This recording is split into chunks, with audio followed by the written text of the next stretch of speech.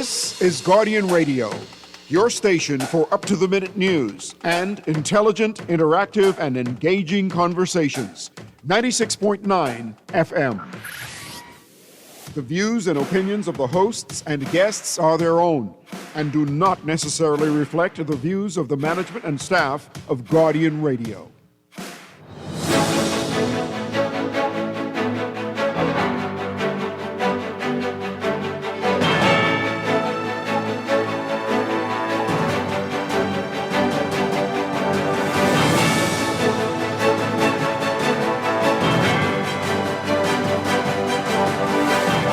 Good morning. The RBDF Commodore says changes have been made to the Rangers program. The government and the JCMP set to meet on the Junkanoo bill. And it's a special edition of the show today. We're talking BPL, everything BPL and the electricity sector this morning. It's all straight ahead. I'm Dwight Strachan, and this is Morning Blend. Wake up, it's a new day. Wake up, it's a new day. It's the start of a new way. Don't you know that it's the start of the end of the old way. Wake up, it's a new day. Wake up, it's a new day. Good morning again, Bahamas. It is Wednesday, September 3rd, 2025. This is Morning Blend on Guardian Radio 96.9. Again, I'm Dwight Strachan. In a moment, Chester Robards will be here, and BPL discussion will continue into our business hour. That's all ahead, but first, it's time for the overnight, the latest breaking news from while we're sleeping, and the top national and international headlines this morning. Wake up, wake up.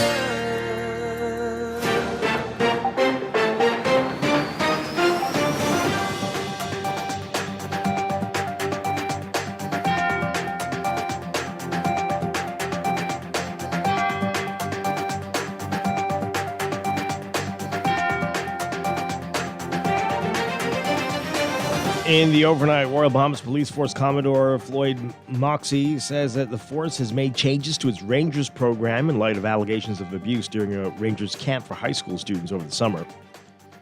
Speaking on the Guardian Radio show, Guardian Radio AM with Cecil Muir yesterday, Moxey saying that once the allegations came to light, they convened a board of inquiry to look into the matters, and then they have the preliminary report from that board. Moxey says they're looking into processes and how that works. He says the welfare of youth sent to that program is paramount and their welfare is non-negotiable. Moxey assuring that action will be taken to ensure the integrity and continuity of the Rangers program. Youth Sports and Culture Minister Mario Bolag says the government will meet with the Junkanoo Corporation of New Providence next week to discuss the corporation's recommendations relating to the National Junkanoo Authority of the Bahamas bill. They were set to meet yesterday to discuss that bill, which seeks to establish an official body to oversee the organization of Junkanoo parades in the country, but schedule conflicts resulted in that meeting being pushed to next week. The first public consultation for the bill took place in August. Junkanoos weighed in on the proposed legislation that's been criticized by members of the JCNP, which has management oversight over parades in New Providence and has done so for 20 years. Some Junkanoos supported the bills, but requested the government clarify what the role of the JCMP will be going forward. Boleg says following that consultation session, the government has tweaked the bill based on the recommendations offered by the public. Despite heightened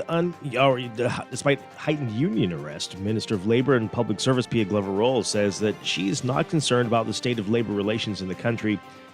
Members from several unions took action Monday, speaking out against numerous issues, including unsafe working conditions, outstanding confirmation letters, and public school readiness. But Glover-Roll saying yesterday that the unions in the country have access to all the ministers in the country.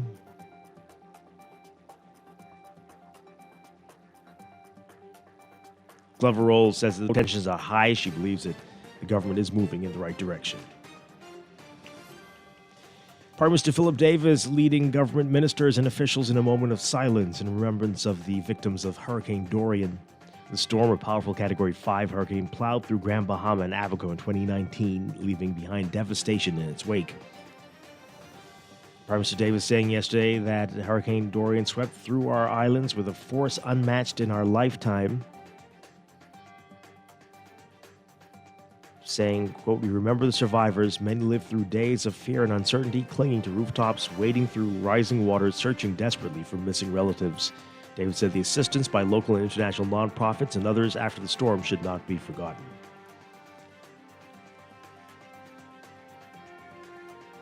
And popular all-inclusive resort Breezes at Bahamas celebrating 30 years of service, commemorating longtime staff members for their hard work and dedication yesterday. And a celebratory awards luncheon hosted in Breezes' ballroom. Around 100 staff members, all employed at the hotel for over 5 years, were honored. Overseas, Russian President Vladimir Putin and North Korean leader Kim Jong-un met for bilateral talks in Beijing today. The two leaders met formally at a state guest house after attending a major military parade in Beijing, in the heart of the Chinese capital that marked the 80th anniversary of the end of World War II. Putin and Kim traveled from a formal reception to the negotiations in the same car. After a bilateral meeting between Russian and North Korean delegations, the two leaders held a one-on-one meeting. Putin also invited Kim to Russia, following on from the North Korean leader's visit back in 2023. Speaking in front of journalists as the talks began, Putin raised the bravery and heroism of North Korean soldiers who fought alongside Moscow's troops to repel a Ukrainian incursion into Russia's Kursk border region. According to South Korean assessments, North Korea has sent around 15,000 troops to Russia this year, or since last year. It's also sent large quantities of military equipment, including ballistic missiles and artillery, to help fuel Putin's 3-year invasion of Ukraine. Meanwhile, some of the weapons and military units in China's major parade were being displayed for the first time. The parade on a central Beijing avenue today, marking the 80th anniversary of the end of World War II. Troops marched by as President Xi Jinping, who heads the military, as the chairman of the Central Military Commission. Marching in the parade were traditional People's Liberation Army units from the Navy and Army, but also new ones like the Cyberspace Unit. The new unit is in charge of cybersecurity defense measures, according to the official news agency in the country, and also participated in live fire drills. Another debut was the Information Support Force, created in 2024 to build network information systems to support military combat readiness. Much of the weaponry and equipment in the parade being shown to the public for the first time, according to Chinese military officials. This included hypersonic missiles designed to take out ships at sea. The weapons are of particular concern to the U.S. Navy, which patrols the Western Pacific from its 7th Fleet headquarters in Japan.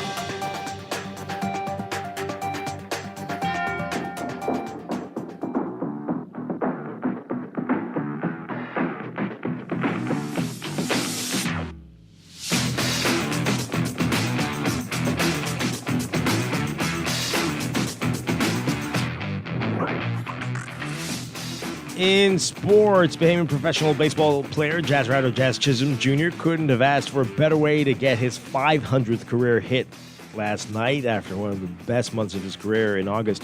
Chisholm started off September just as torrid as he was in August, hitting a towering shot to right field, collecting a career-extending 27th home run of the season and 500th career hit. Chisholm later added a 28th home run of the season, leading the New York Yankees to a 7-1 win over the Houston Astros in the opening game of a huge 3-game series in Houston, Texas. It was the fourth multi-home run game of the season for Chisholm and ninth of his career. With his 2 home runs, he accounted for 3 of the Yankees' 7 runs. The Yankees hit 3 home runs Tuesday night and led the majors with 236 home runs. The countdown's on for the 2028 Los Angeles Olympic Games, and Bahamian judoka Kara Hanna has big plans to become the first Bahamian to qualify for the Olympics in that sport.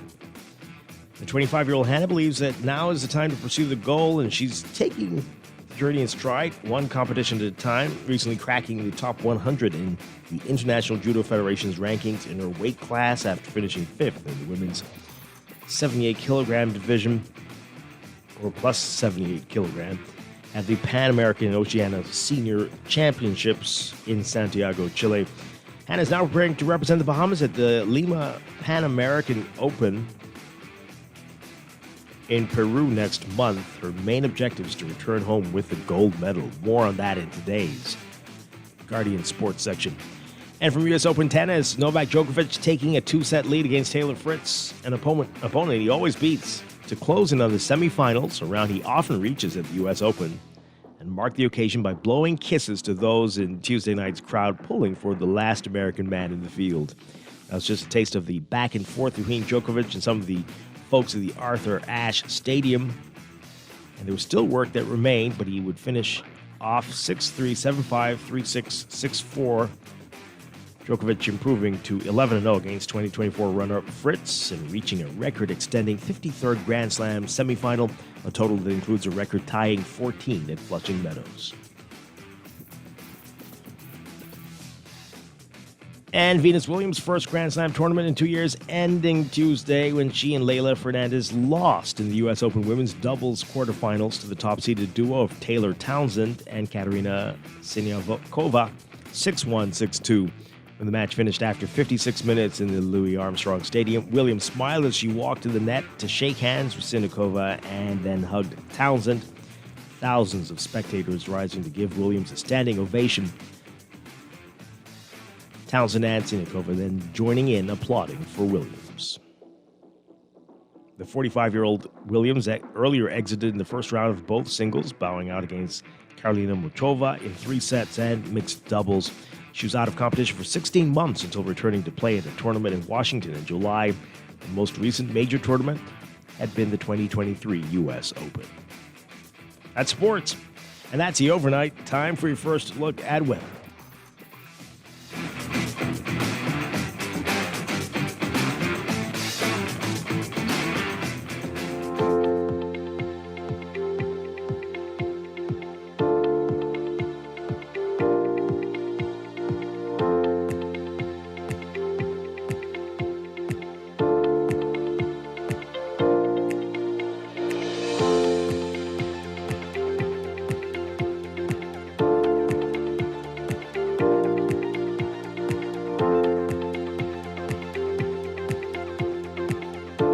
Your first look at weather brought to you by Star General. We've got a severe weather watch in effect for the northern, northwest, and portions of the central Bahamas. And elevated flood risk. Pedestrians and motorists should exercise caution due to the likelihood of moderate to heavy flooding in coastal, low-lying, and flood-prone areas, especially in the northwest and central Bahamas today, with localized flooding possible over portions of the northern islands. So we've got a weak low-pressure system just northeast of Abaco that's straddling a frontal boundary that continues to support bouts of showers and thunderstorms over the northern and northwest Bahamas and portions of the central islands today into tonight. Showers and thunderstorms will continue over these parts of the country as the stationary front continues to linger north of the forecast area. Its features expected to bring more troughing and support more shower activity. Meanwhile, gentle to light breezes will also be a factor for a good part of the country into early next week. So for today, your forecast calls for partly cloudy to cloudy conditions for the extreme northern islands with a 20 to 40% chance of showers with thunderstorms. Winds northerly at less than 10 knots, becoming north to northeast at 10 less by tonight. For the rest of the northwest Bahamas and the Central Islands, cloudy to occasionally overcast with a 20 to 60% chance of showers and thunderstorms, especially for the northwest Bahamas. Wind south to southwest at 10 knots or less, becoming southwesterly at 10 to 15 knots by tonight. And better conditions for the southeast Bahamas. Partly sunny with a 10 to 30% chance of showers and isolated thunderstorms. Wind southeast to south at 10 to 15 knots, falling light and variable at times. Temperatures today, we're looking at highs around 91 Fahrenheit for the northern and northwest Bahamas. That's 33 Celsius. With all the rain, the heat index won't be a factor. For the central and southeast Bahamas, highs around 93 Fahrenheit, 34 Celsius. The heat index in the southeastern islands around 106 Fahrenheit, 41 Celsius. Overnight lows tonight getting down about 81 Fahrenheit, 27 Celsius. That's your first look at weather this morning. We'll have your extended outlook and look at the tropics coming up in just a bit. This weather check brought to you by Star General Insurance Made Simple.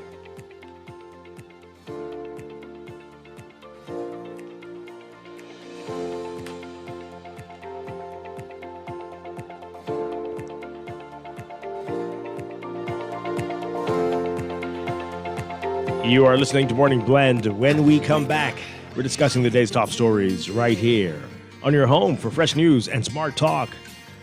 Guardian Radio 96.9.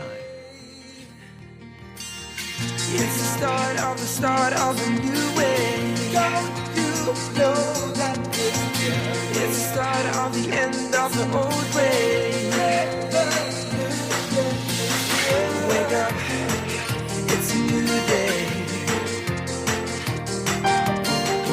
When it comes to hearts at Cleveland Clinic, you can't miss a beat. You seek the best care possible, work with the brightest minds, and leave no stone unturned to get to the heart of the matter. Because understanding is always the first step to overcoming.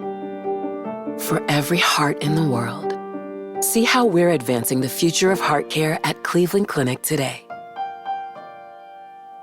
Screws and Fasteners World, Balfour Avenue and Palm Beach Street, has those hard-to-find fasteners for you right now. You can find stainless steel regular hex, carriage bolts, galvanized bolts, threaded rods, nails, self-tap screws, sex bolts, anchor bolts, turnbuckles, masonry tools, hand tools, and weed whacker strings. Check out the rope selection and car body fasteners, too. Special orders are welcome.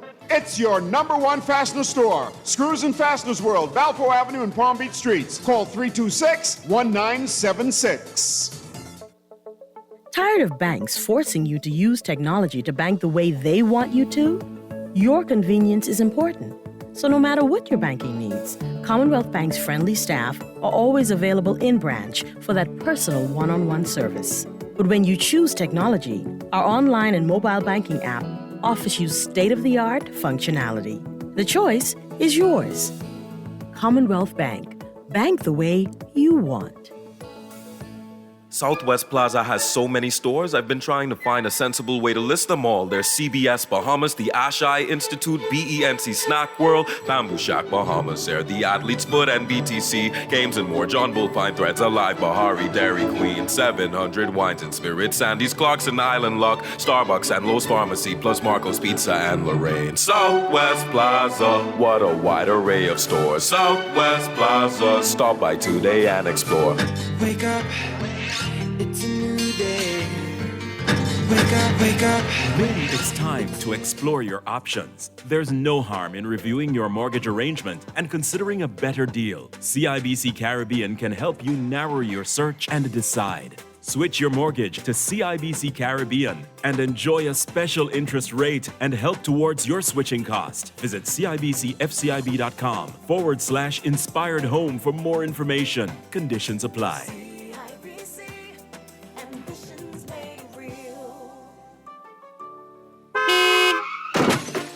No one likes a fender bender. Oh, man. From a little scratch to a full mashup, NUA Insurance has got you covered with auto insurance tailored to fit your needs and budget.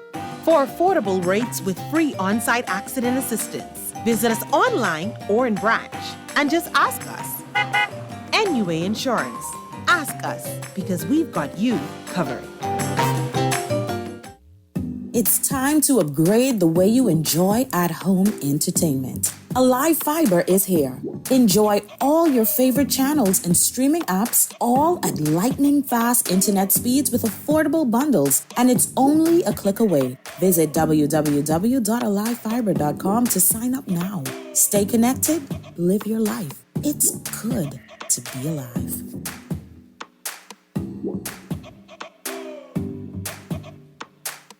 Wake up, it's a new day.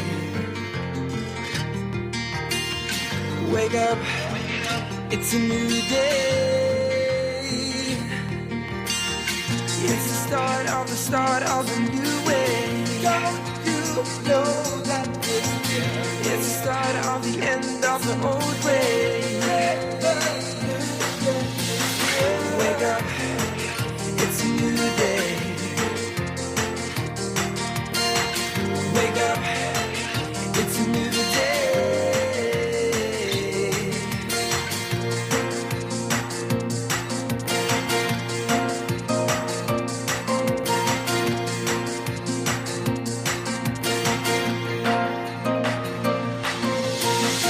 Wake up, it's a new day.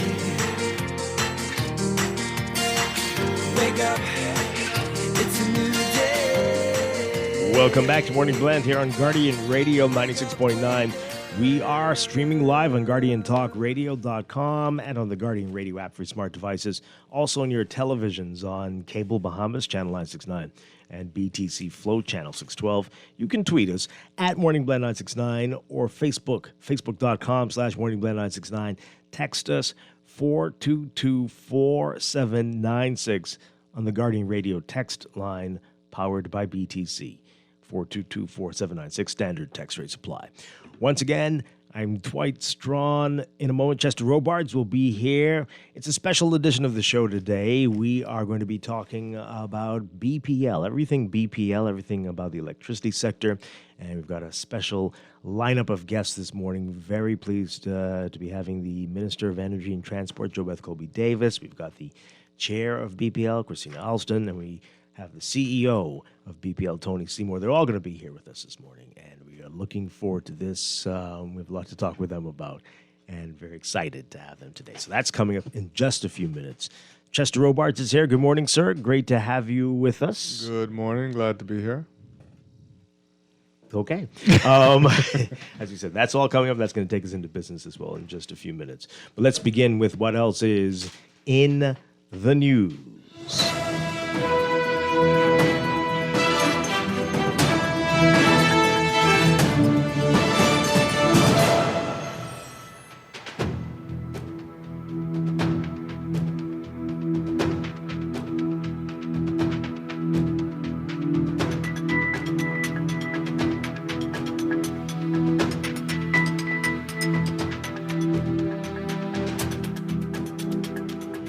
And in the news, quite a few interesting stories in the NASA Guardian today. Chester, are you okay? Yes. Looking a little confused. Putting myself together. Oh, okay. All right, good stuff. The big headline in the NASA Guardian, there's still hope for Haiti. Interesting show yesterday, Guardian Radio AM, with Cecil Nuri. Had half the Defense Force on the show, including the Commodore.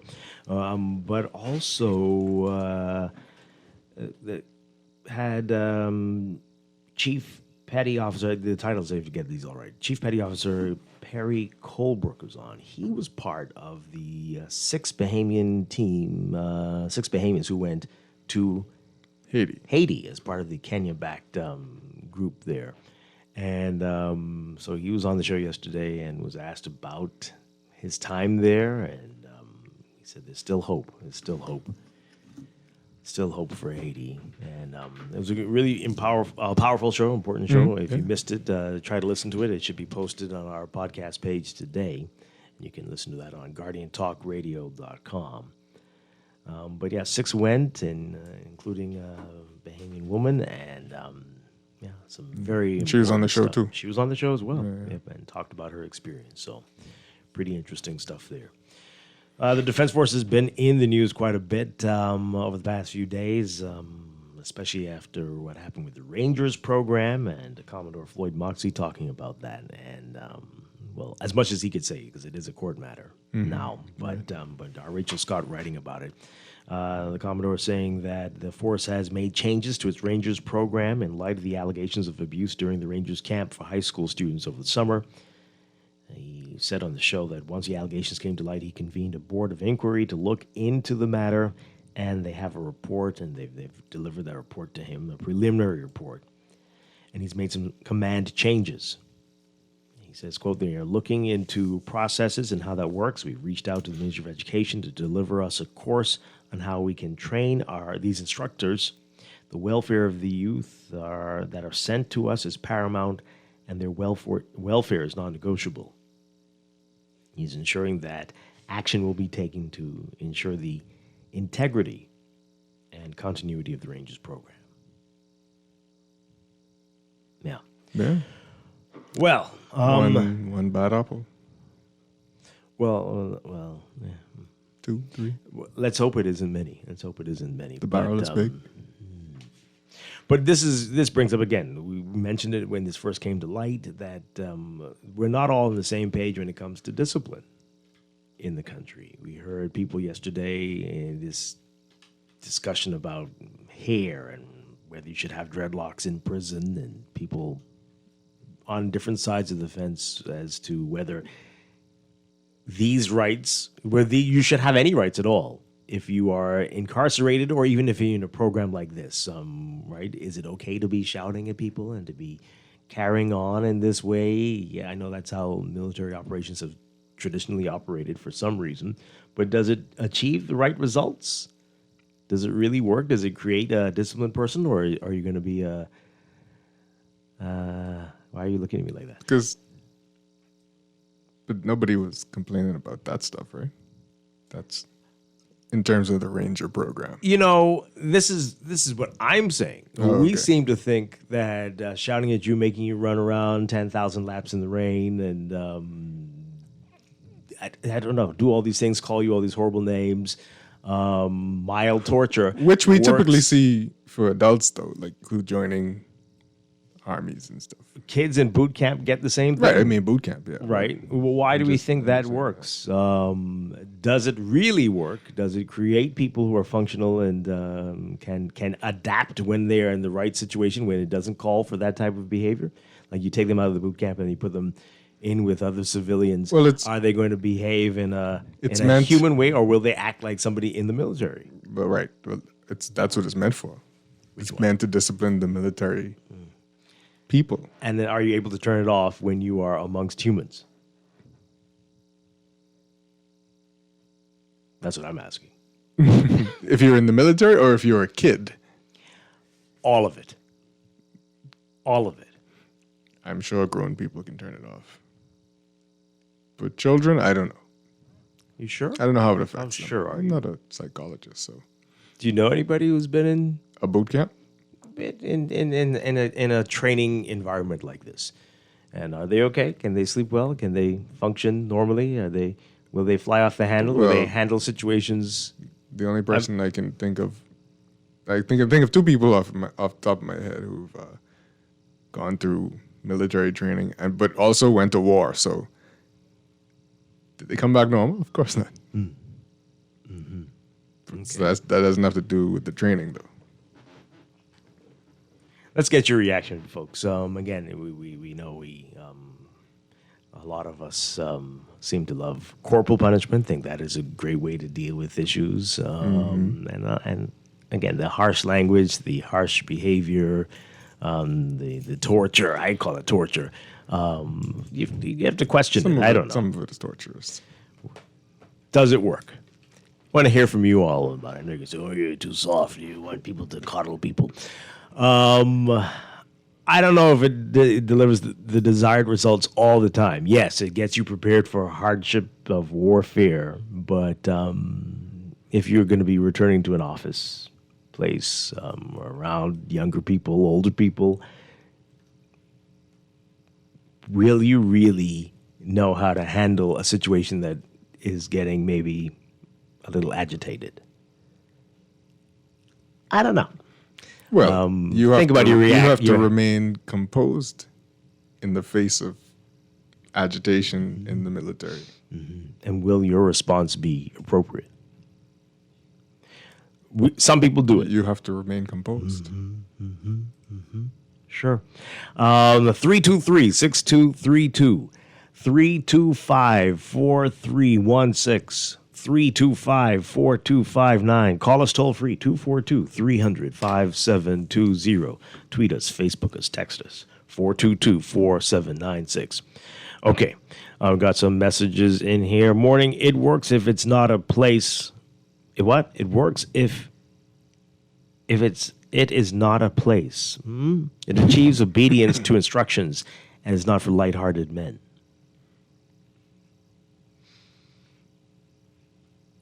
You got that? I don't know. Chester must really be having an off year because everyone complains about adults shouting at kids when shock treatment aired. Everyone used to complain about that. I don't know what that has to do with an off year. What is that? What? Off year? I don't know what's going on. Okay. Wow. Okay. Oh, that actually is unnecessary. This is about BPO. We'll get to that later. Let's hear what their callers have to say. Good morning, caller. You're on the air. Yes, good morning to you and your guest. Hi, good morning. My input on your topic this morning, I feel like depends on whatever field that you're going into, there should be the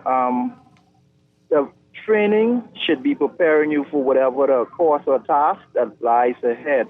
However, with that being said, as it relates to the matter that happened, I think it's a shared responsibility for both parents and the Defense Force organization, meaning that the instructor should be adequately equipped and trained to recognize when a child or a group is not responding in the manner that they should respond to the level of pressure that he is applying to his training, all right? And on the other side of that, the parent should know that, okay, this is some kind of primitive step towards military training, and should know if their child is mentally prepared to take any sort of roughness in any which way, shape, or form. Let me be clear, because I don't want to be misunderstood by any of the listeners. I'm not supporting, condoning in no which way, shape, or form what happened previously. I'm merely saying that in anything we attempt to enter in life, we should have the adequate training to put ourselves in the best position to achieve our set out goal. Okay, and lastly, I repeat, there should be a shared responsibility by the organization of the Royal Bahamas Defense Force and making sure that the person who is teaching, they themselves should be properly trained and prepared and know their children to know that, okay, no, my child would not, no, this is not good for my child. Okay, all right. Thank you very much.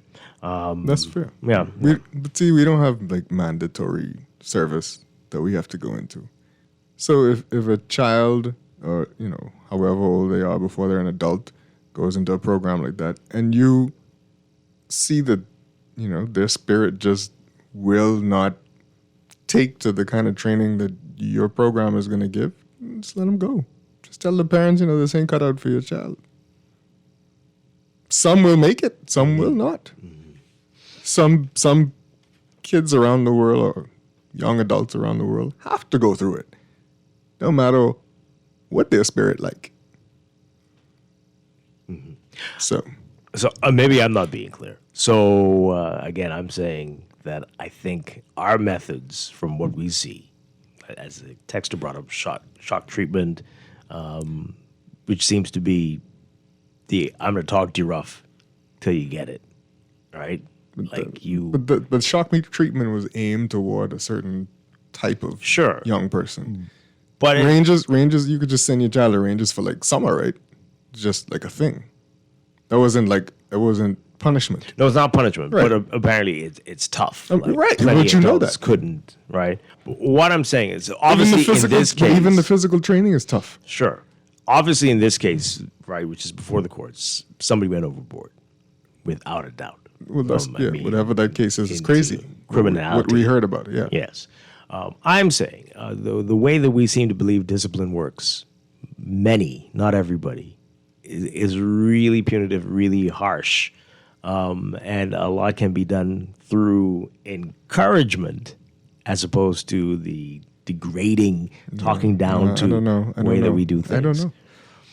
Imagine you trying to get someone to do 20 push-ups. They reach 10 and they're trying to give up. They just want to give up. And you're like, you okay? Go take a walk. You can do it. You can do it. Come on. Not even As that, opposed not to even you're that. No. pathetic. No. You are lousy. No. You See, suck. The problem with physical training is your body will give up before your actual your mind will give up before your body will give up. So you're saying telling you that you're pathetic and worthless is going to get No, you going well- better than saying you can do it. I know you can. You Well, got it I'm in not. you. I'm not talking about calling people names. Well, that's what I'm talking about. I'm talking. But you're saying they're talking about raising your voice too. All of it.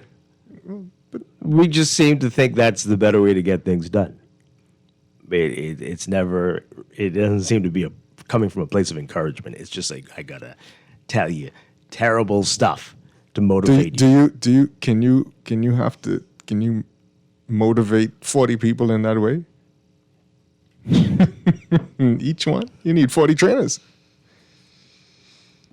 So you're saying for the folks who like the bad treatment, you need somebody for them. It doesn't. And for those, See, get me wrong. It doesn't have to be bad treatment. that's what I'm saying. That's what I'm saying, and we seem to believe that is But the you, best way but you seem to think get raising your results. voice is bad treatment. If you're raising it in a positive way, we don't seem to do that. Let's hear what these callers. Are you getting what I'm saying, callers? Let's hear from you. The negative reinforcement seems to be the way we like to do things, But across again, the board, again, as opposed to positive. I'm more. I'm not. I'm thinking about adults who go into the military. I'm talking about everything we do. Everything we do. And I'm saying when you are conditioned in this way, when you finally do get into amongst civilians, and I'm talking about some uniform branches here, the way we interact with them, if you notice, not everybody. In fact, things are improving. But it's difficult for them to talk to you as if you're not in a boot camp. You know why? Right? When you get pulled over, some will. I've had great experiences, but others will talk to you as if you are in a boot camp. Do you know when parents raise their voice at kids, for the most part, even the ones who believe in this soft training, is when Why you gotta say it like that? Why you gotta say they're that? headed, Soft because that's training? what it is. What Is the- when they're headed toward danger. Right? And they'll get mad if the kid even reaches that danger, right? And maybe even a little bit angry. But you know what it teaches the child? That my level here is telling you that there's danger. In some cases, I'm sure that military training, that's what you're bringing for. The only thing you're preparing to is to go into danger. And you have to listen to the person who's more trained than you are so that you live, right? Adults are... I'm not saying anything about shouting, Can you imagine? Okay, but you Can you imagine don't you're have about to step on the mine and I'm like, Dwight, No, that's not what I'm saying. Dwight, just wait. Don't take one more step, Dwight. Got to be careful because you might blow yourself up. But other people will say, "Hey, are you?" No, it's more urgent. It's cursing more and- urgent than you might blow yourself up. Okay, You're about to step on a Dwight. that is not what I'm saying. Dwight, stop just 1 second. I'm gonna be like, Dwight, what? Dwight. Right, but then you don't have to throw in F and R words in there, right? And tell me about my ma. We all know that that's above and beyond, but I'm just saying what the harsh shouting and understanding who's the boss in this line of people might be trying to teach you. And that's exactly how they'll talk to you when they give you a ticket. Caller, good morning. You're on Who's the air. giving you a ticket? I'm just saying. Good morning. I'm just saying. Hi. Hey, how you doing? Doing well. You're completely correct. You are completely correct. I think that a lot of these, the enrollment of this similar programs like this, when some of these kids are coming from environments where that type of behavior that's exhibited in that training is what they experience day to day. That type of shouting and talking down to. So they're immune to it. That don't wake on them. It don't work, you know. And I guess you talking about they know that that's the danger zone. No, man. But they know that's regular treatment to some of these kids in these inner city, man. They're being shouted at and talked down to every single day, even when they're doing good. That's the abuse. That's the mental abuse that some of these kids who go in this program, that's why they're acting out. What they need is a reverse. They need encouragement and empowerment. You know, someone to say, hey, I love you. That's what, so that's putting everybody in that same box without finding out the needs of that particular child and why they're acting out or why they're behaving in such a way. It might not be that they or needs to be shouted at to do something to do 20 push-ups when they probably, if you tell them, hey, this is what the program is today. And by the way, I'm a trainer. You know, everybody responds differently. Well, that's and true. no, you don't need to have 20 different trainers there for 20 different kids. It's allowing the collective, the group, to be accountable to one another. But the approach is that we have to be hard and aggressive to get our message across. And that's sometimes that don't work for that group of kids. Everyone is different. I think what's missing is empowerment and encouragement, and us showing these kids what they could be and what they could become. And that's what's missing. Okay, thank you very much. And again, I'm not even just talking about kids. I'm talking about, again, police force, defense force. And that's why I said everybody. That's why I said some children will not be able to handle it. I mean, again, this is what Rangers is what you are setting them to. You're setting them to hard physical training. You're sending them to this type of. I get it. But you don't need verbal abuse. I never said that. I never said anything about you. I never said you have to have verbal abuse involved in this because you don't. You don't. I mean, you could be loud and intimidating without verbal abuse. Absolutely. Right. So, what I'm saying is that type of training is necessary in certain situations. I'm sure because they do it around the world. I'm sure there's not this like soft training thing. I don't know why you keep saying that. Because what else is it? Is either hard training or soft training? Is there medium? Telling me you're so ugly and you look this. But see, again, I'm not talking about the abuse. But right, that's what I'm saying. But this is common in all of this for adults and children. I mean, you're talking about Full Metal Jacket level. You don't think that's how we do things around here? Okay. Caller, good morning. What say you? Hi, good morning. Turn on your radio for us, please. Yes, good morning. How are you? Doing well. Good. So, the military or the militaristic style training is designed to do a specific purpose, and that is to break down that individual, get them out of their civilianized mindset that they would have been living probably between 18, 20, 25 years. Yeah. Right? Mm-hmm. It's a phased, the training is a phased process. It's not all shouting and berating and things of that nature. Think about it now. You are training somebody, and this is military. Be reminded of that. So you're training somebody to kill, right? You're training somebody to take orders under adverse circumstances, bullets flying over their head, et cetera, et cetera. So you need a special type of person. You don't need the regular run-of-the-mill person. So that training that that person goes through has to be designed in a way to break that person from their, like I say, civilianized mindset into a warrior. Okay, that sounds wonderful. So is there training for how to act when you go back amongst your family and amongst your children and your wife and how to act around them and so that you don't be prepared to kill when the kid drops a glass, unfortunately? Is that happening? And like that's what I'm talking about. Right. So, like I said, the training is a phased process. It's not all shouting. That's a part of it.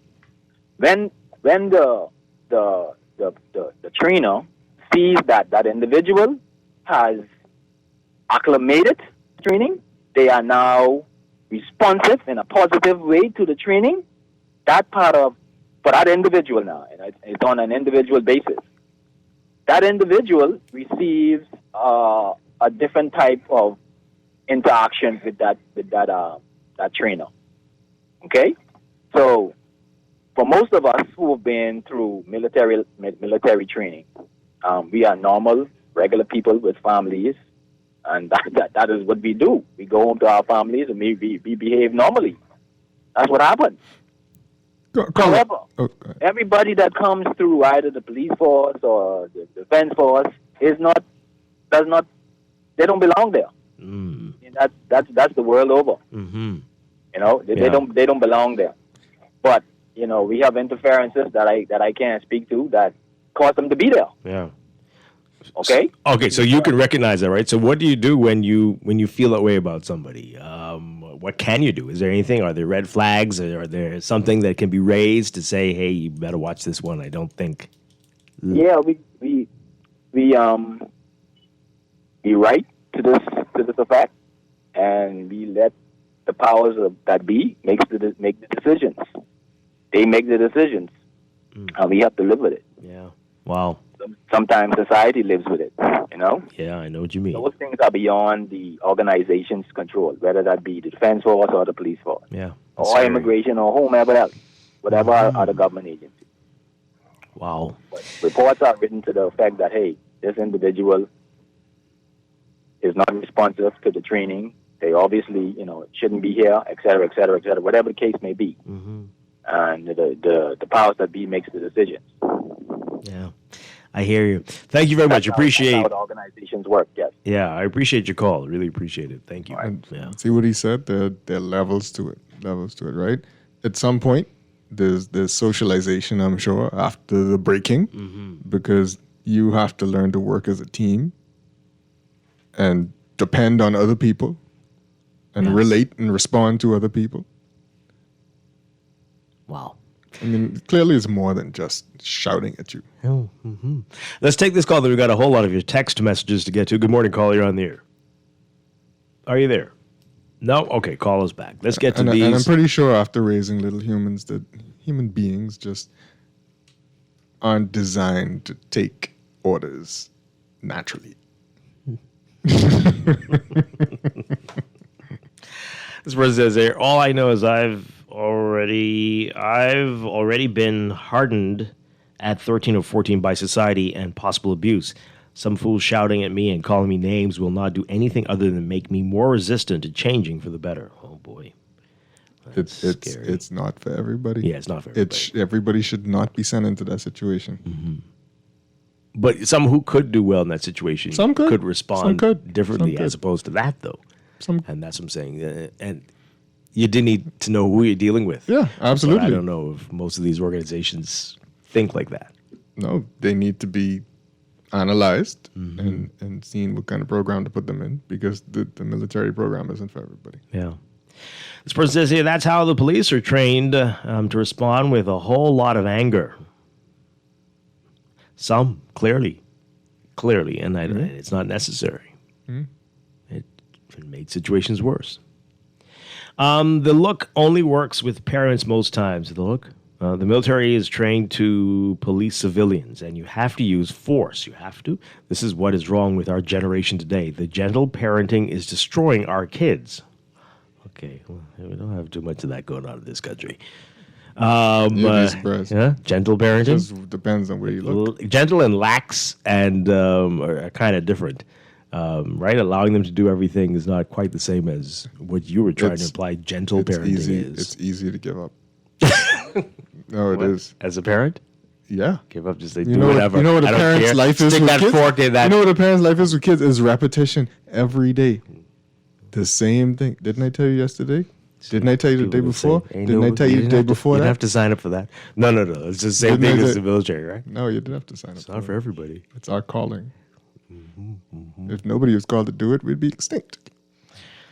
Well, worse things than that. The gentle parenting is destroying our kids. Come up, by the way, do you have any kids that are dealt with? Whispering to them doesn't work. Nobody said anything about that. telling them they stupid just like their pa is not helpful. We know that. We know that. Right? Dwight, I don't know that's what these. I mean, if you go into the military, they might not know your pa, so they can tell you that. They can tell you about your pa and your mom. You're talking about parents. You're talking about They can parents. tell you about your pa and your mom. They will. You know that. That's a great Yeah, I way to don't know get that. reaction. I don't know that. Maybe you should have been with your ma sewing instead of here at this camp, or something like that. They might say that. They might say that. Is Yeah. Is that helpful? Like I said, I don't think that It's is. not helpful. You could keep it. You could keep it to the situation at hand. Right, exactly. Yeah. Focus. You try to say that to them and see what happens. Say, these words aren't necessary, sir. Right? And see what the response would be. This texter says they need to advance the Boy Scout type program for these at-risk kids. Advance as in encourage them to enter or take the program to a different level. Which one are they saying? Advance it. I don't know.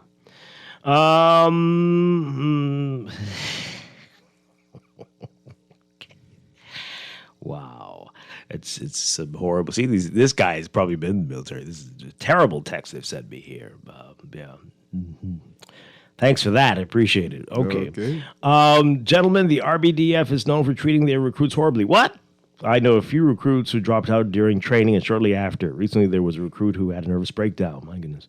I know of one who died during swimming training. Well, I also know of a few who end up picking up bad habits afterwards. They told me this was because of their training. Not for everybody. Well, Strachan, you are correct. Anyhow, if it works, why are the police displaying such contempt to civilians? That's not across the board, though.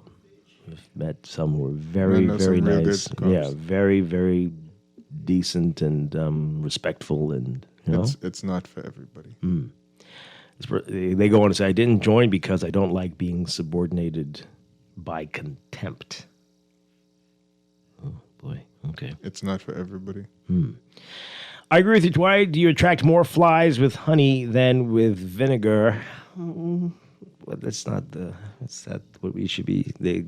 Okay, flies. But I see why Chester loves negative reinforcement. I don't think he loves that. Don't Why? you? Oh, because of Chick Charney Challenge,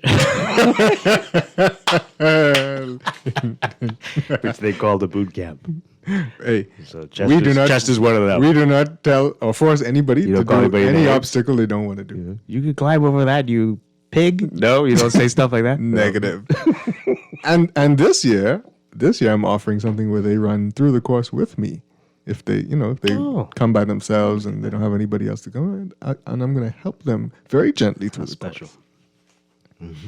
I'm not a boot camp or a military. I'm a playground. Let's take some more calls. Good morning, caller. You're on the air. Good morning, Dwight. Good morning, Chester. Hi, good morning.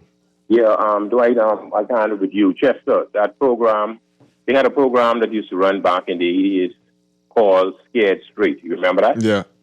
Yeah, that program has been discontinued for various reasons throughout the archipelago, throughout the world. It's counterproductive. And obviously, the minister didn't do any research on this program, that they're implementing for kids. Now, I don't know too much about the military, but I did a lot of research on the Scared Straight program. And you don't use bad treatment to curtail or to get bad children or uncontrollable kids in the right direction. It has been, and many kids suffered, and it contributes to the violent crime that you see throughout in their communities. That's what the research and studies had suggest. Criticized that program when it first came out, and the Ingham administration discontinued it, and then this government brought it back. But it makes no sense. It makes no sense. These kids coming from, like the previous caller said, they're coming from these environments where there's no cohesiveness, there's no structure, and then you're going to put them in a program such as that. All we're doing is breeding criminals, and the program needs to be revisited. But, the authorities here, people discrediting the program and wanting to be discontinued, but they ignore the results. And which program are you talking about? Which one are you talking about? I'm talking about the shock treatment. You know, you ever been shocked? If you're shocked, that isn't a good thing, Chester.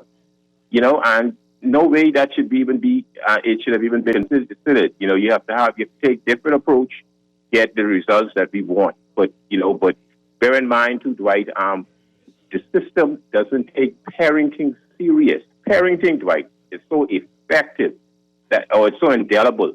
It not only affects the child that you're rearing, it affects 2 generations after. So imagine being a bad parent. This is the key component that is missing. And you misunderstood what I said right on that incentive program. I would like to, elaborate on that another time to discuss what I said, because there are 2 components to the program. I'm talking about rewarding parents who are putting in the service. No, I didn't misunderstood. I agree with you. Yeah, I'm just saying. There's another component to the program. You asked Antoine yesterday, what do you do with the parent who isn't interested? Yeah. I spoke to the minister, and she was able to be convinced, and she introduced the truancy program, truancy officers. That's very important, and that component is missing. Kids are moving all about and unabated throughout the day.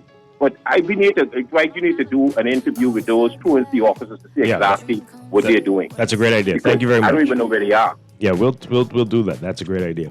I agree with you. We do need to do something. I just said it was sad that we'd have to do something. As I said before on the show, the children who are lacking love and the ones that grow up without it should not be put in programs like that. Oh boy. Okay, we're gonna break for news and be back. This is Morning Blend on Guardian Radio 96.9. After this, an afterthought, I finally cut you off. I feel so much lighter.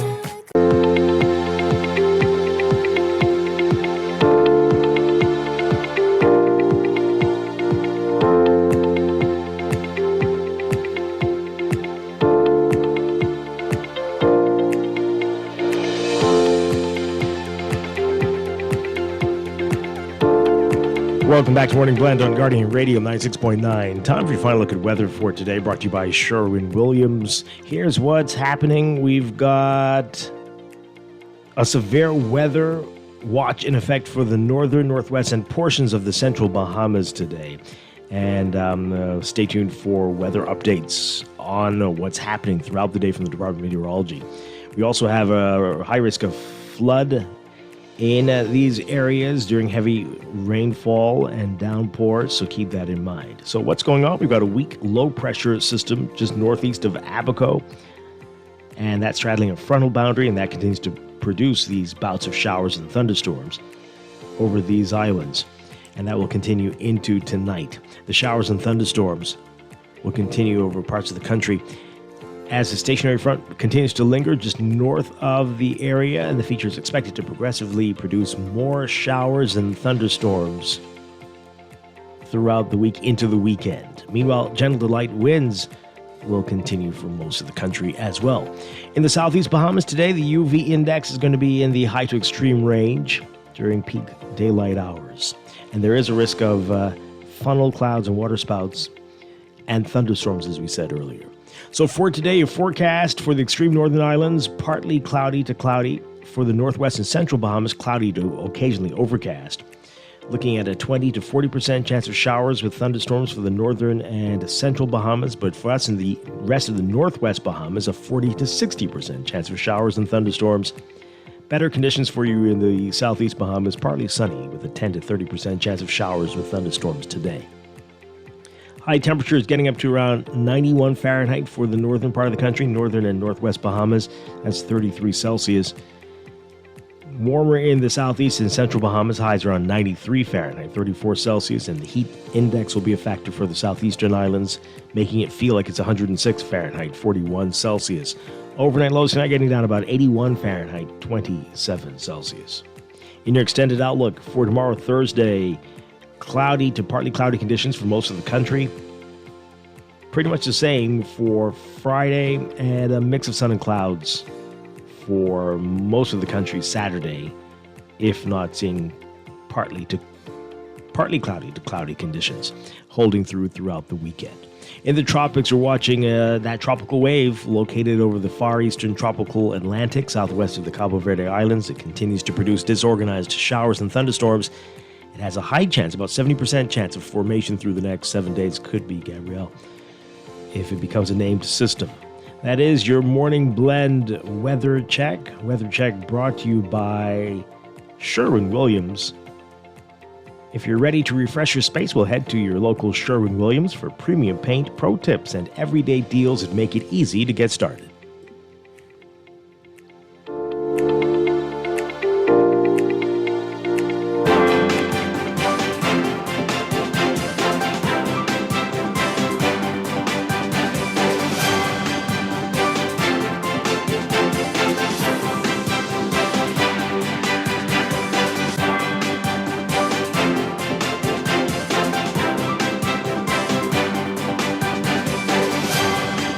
And time for a look at traffic brought to you by RBC. With RBC, your ideas happen here. In your real-time traffic, we are seeing heavy traffic in a number of hot spots. We've got Milo Butler Highway, as usual, from the Fire Trail roundabout, all the way up to Tonic Williams Darling Highway. You're going to be seeing that heavy traffic northbound. And that's going to pick up as well north of that area, heading into New Providence Highway as you get closer to Sports Center Road roundabout and all the way up to the six-legged roundabout.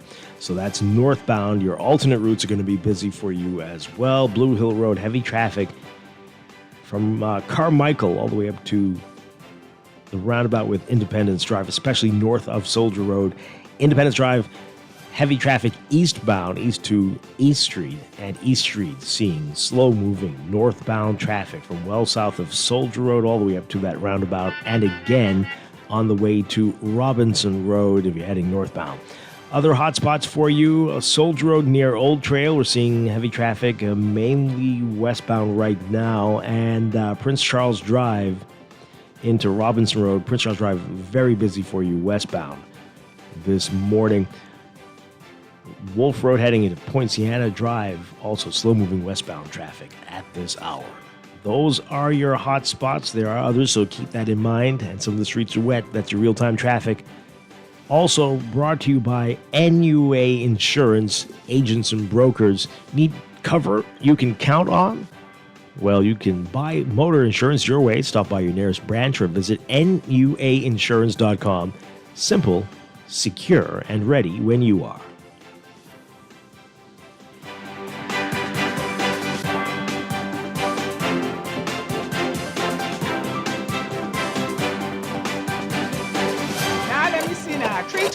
EPIC. Hello. This Epic Eckert battery. This Miss Beulah from round the corner. I hear you're selling tires now on Wolf Road too. Praise the Lord. It's about time. I live Fox Hill and Fire Trail. It's too far. That ain't all. They open Monday to Friday, 7 a.m. to 7 p.m. On Sunday and holiday, 8 a.m. to 4 p.m. My brother Sam, he's a hacker, and he could go right there and get fixed up. Call us at 326 Epic. We ship also to the Family Island. Planning for retirement can be overwhelming, but with CFAL, it doesn't have to be. We offer tailor-made individual, group, and pension solutions that take the guesswork out of retirement planning. Whether it's for you or your company, don't leave your future to chance and let the trusted hands of CFAL's experts guide you toward peace of mind and financial stability. Low upfront costs and affordable monthly payments make it easy for you to build wealth so you can live well. Visit us at CFAL.com to start on your path toward financial freedom. CFAL, growing wealth for future generations. This is Guardian Radio 96.9 FM, streaming on GuardianTalkRadio.com and the Guardian Radio app, Nassau, Bahamas. Sherwin-Williams Bahamas doesn't mess about when it comes to product range and product knowledge. If it's a new product come in the store, we walk the store and study that product. One thing with our boss, if a new product comes in, he takes the time and he's always keeping us up to date with product knowledge. And we just had 9 weeks of different products that we had to study, and we had exams at the end of each product. Yeah. The only way we could sell the product effective, we have to know that product. Yeah, that helps us to relate to our customers. It gives us better knowledge to know what product to introduce to them. You understand? So we can know what product to give them to use and what product not to give them to use. So product knowledge is really key in Sherwin-Williams. They got the keys.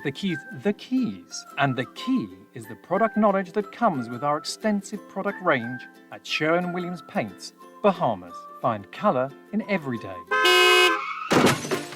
No one likes a fender bender. Oh, man. From a little scratch to a full mashup, NUA Insurance has got you covered with auto insurance tailored to fit your needs and budget.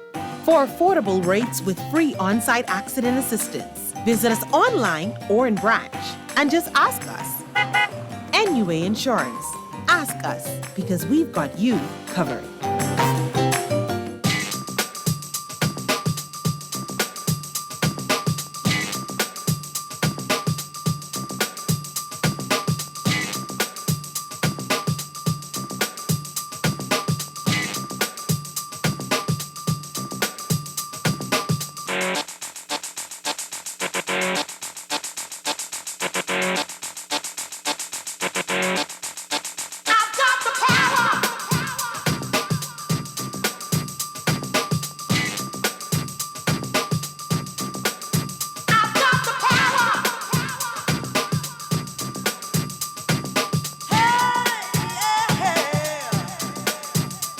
Like the crack of the whip, I snap attack, front to back, in this thing called rap.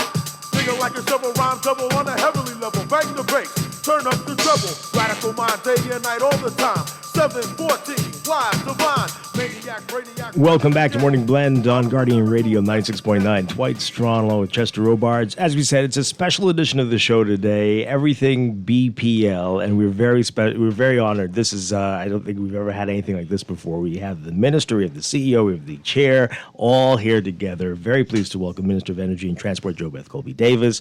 We have good morning, CEO Tony Seymour. Good to see you again, and Chair Christina Alston. Good morning. Good morning.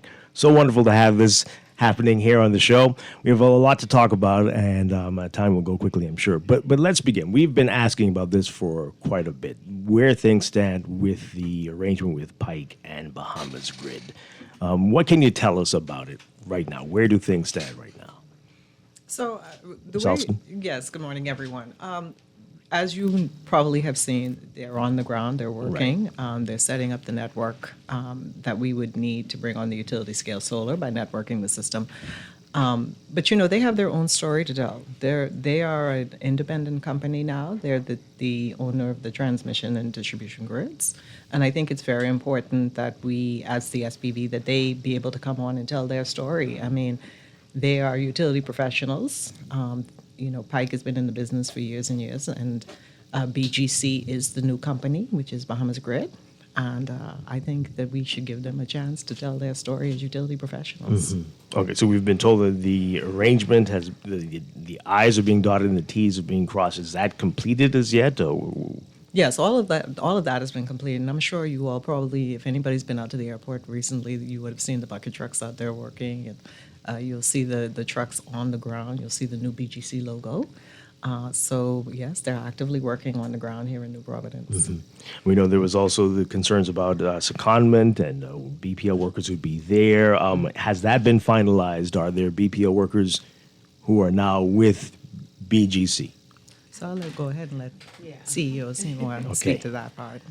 Our teams are working alongside them, but there are no BPL workers that have been seconded to BGC at this time. Mm-hmm. Mm-hmm. Is that going to happen still, or are we still forecasting It's a voluntary secondment. So if team members want to go over and be seconded to BGC, they can. But at the moment, we don't have anyone that has expressed a willingness to go, so they're still full-time at BPL. Mm-hmm. So how does it work, excuse me, when there's an emergency with T&D? How do you decide who goes out to deal with those, with transmission? Our internal emergency crews are still handling the 24-hour outages. So we work 24 hours. Our emergency crews work all day and all night. So if there's an outage that occurs after a certain time in the evening, then our teams go out to address those issues. Okay. Mm-hmm. Okay. Are you still hoping that there will be someone who will be seconded? Is there a need? Do they need the manpower? Well, I think at this time it really depends. They're concentrating on the construction of the network, and we're concentrating on emergency services. Mm-hmm. So, I think that segregation of duties is always important. We still interact directly with the customer because from the meter to the customer is still with BPL, the service drop from the service drop to the customer. And so that keeps BPL in a situation where we put the customer first and foremost. The most important thing is to know that we are working together to bring up the reliability. And by having them, BGC, concentrate on firming up the resiliency of the system, that really puts us in a position so that when we bring on the utility scale solar, we can make sure that can be integrated into the system. Mm-hmm.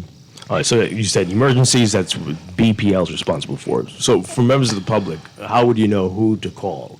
If you're just doing installation, who do you call BGC? Do you call BPL? What do you do? Well, so for new construction, we still have planning. So planning resides within BPL. Mm-hmm. And so from a planning perspective, you still would come to BPL, and we would make sure that for new service, that remains transparent to the customer. That doesn't change. Mm-hmm. Okay. We see a lot of work going on overhead. Is there also going to be underground work done by BGC? Well, they're, as the owners of the T&D system, they're responsible for the overhead and the underground. Okay. But again, BPL remains focused on the planning. Right. And again, so the plan is to network the system. Now, all of that work is actually overhead because that is the transmission, or what we call the bulk system. Mm. Okay, all right. So the rest of it we'll talk to BGC at some point about. All right, so we want to talk about the family house, but before we get there, let's talk about how this arrangement with BGC and others that we're seeing around the country, how this fits into the overall energy plan for the country and where we are in terms of the plans that we have for 2030 to be 30% reliant on renewables. How is that looking at this point as we approach 2026? So one of the most important things for the government was to make sure that we put our energy sector in a strong position, because what we've seen over the years is big growth in investment and development throughout the entire Bahamas. And something that hasn't been done is full modernization and transformation of our energy sector. But in order to do that, we would have needed to lean on support services from partnerships because the costs that it requires to do that transformation modernization is well above $1 billion. And then when you look at the present state of the financial state of BPL, that's way over $500 million deficit. And so coupling the deficit and trying to find a way to do this upgrade and do this modernization at the same time across all of the family islands was important for us to find the best way to do it. So we looked in the sector globally and saw what other countries have done and picked the best option from everywhere else. Most of the countries have leaned on power purchase agreements. So you'd hear us talk about PPAs. So the power purchase agreements allows for independent power producer, which we call IPPs in the sector. So we have a lot of abbreviations. I try to break it down as best as I can so people can be able to grasp it and understand. So our independent power producers, what they do is they make the financial investment of developing microgrids. So that's small plants. We're doing hybrid microgrids. So they will be combining LNG, conventional generation, with solar and battery storage. So that will assist us with getting to our 30% renewables, but also provide cleaner fuels and provide newer engines to operate the fuels. Right. And when they sign these power purchase agreements, they're actually signing to provide a maximum amount of power to our base load that we see on the family islands as the regular demand. Mm. So they are agreeing to provide that power to BPL. So BPL consumers remain their consumers. All they're doing is assisting us in providing the extra amount of power in a more efficient and reliable and cleaner way. And they provide that to BPL that runs through our system. And then we pay a capacity charge to them. And it worked out much better because most of the proposals were coming lower than what we were seeing as our cost of service presently. Mm-hmm. In the industry, you hear people talk about levelized cost of energy, right? So across the Bahamas, we have to make sure we provide a levelized cost of energy. What that means is if you're in Inagua or Eleuthera or Exuma or Abaco or New Providence, you are not paying what it would cost for the logistics of getting energy to the smaller islands, because if we was to give them that true cost, it would truly be unaffordable. The Bahamas is an archipelago, right? And so we have to provide that same level of service across the Bahamas, but we have to do it in the most reasonable and practical way. And so we have to make sure our cost back to our consumers is in an affordable way, but they still get the same quality of power that we're getting here in New Providence on the Family Islands. And so working with the PPAs, they're helping us to get the standard up to a more modern level in our Family Islands without us having to meet that burden of the financial cost in the front end. It's spread across when they provide it, then they are paid for their service. Right. So help us out with you kind of mentioned it, but the people are wondering how the solar providers and the new engines for the Family Islands and solar farms for the Family Islands, how those companies will get paid. Okay, so from customers to BPL to them. How that works. No. Think about it as BPL was purchasing fuel, right? And so we have generation now in all of the Family Islands, and we are required to produce power by the fuel we utilize. Most of our engines, I think all of our engines in the Family Islands utilize diesel, right? So we'd have to make a purchase for diesel, have logistics, get the diesel to the particular island, and we pay for that fuel to generate that power. We would not have the fuel burden of purchasing that fuel once we have the power purchase agreements, except for peak demand and where we have to bring some backup support to Family Islands. Their demand grows with development. Their demand grows with regattas, with festivals. And so you'd see at some occasional period, the demand is way higher than it normally is. So they're providing the base. And so instead of us having that fuel cost, they generate the power, and they are providing us a capacity charge of how much it costs to provide the power, which, based on the proposals, was way lower than what our present cost of service is to serve those islands. So that is bringing savings to BPL and the consumers, because now we're able to provide them a better, cleaner, more reliable power, and at the standard where everyone else is globally, and also be able to do it in an effective and affordable way and resilient way, because we're getting newer systems that will carry about 25 to 30 year lifespan. But that cost to BPL for their power wasn't the same across the board, right? Each proposal was different for each company, or was it? No. The proposals would be different because of the logistics. So, and levels of power that's being the power that's generated, the levels, the demand. So 30% by 2030, how are we doing at this point right now? Based on all of our projects and when all of them come on stream. So 2025 is our critical year to really get everything up and running. So we got our PPAs approved after our RFPs. Then we went ahead and got the CEC application submitted to DEP. And now a lot of them are doing environmental work, or they're doing clearing down. And so we're moving towards getting them to construct and get to a point where they commission and bring those systems online. By then, we would be at 32%. Oh, wow. So we would be a little over our goal at 32%. Once all goes well, we should be at 32%. Wow. Okay. So can we break down in how this is going to look? What type of renewables? We know solar is a big part of this. Tell us about that. And I want to ask you about a short that you did on BPL on your Facebook page, I think it was, where you said the sun is free, but solar is not. Explain to us what that meant. A lot of people had a lot of questions. Yeah. Okay. So the microgrid, hybrid microgrid plants will be LNG engines. So liquefied natural gas will be utilized in those engines. And then you have solar. So solar is contributing to about 1,500 hours.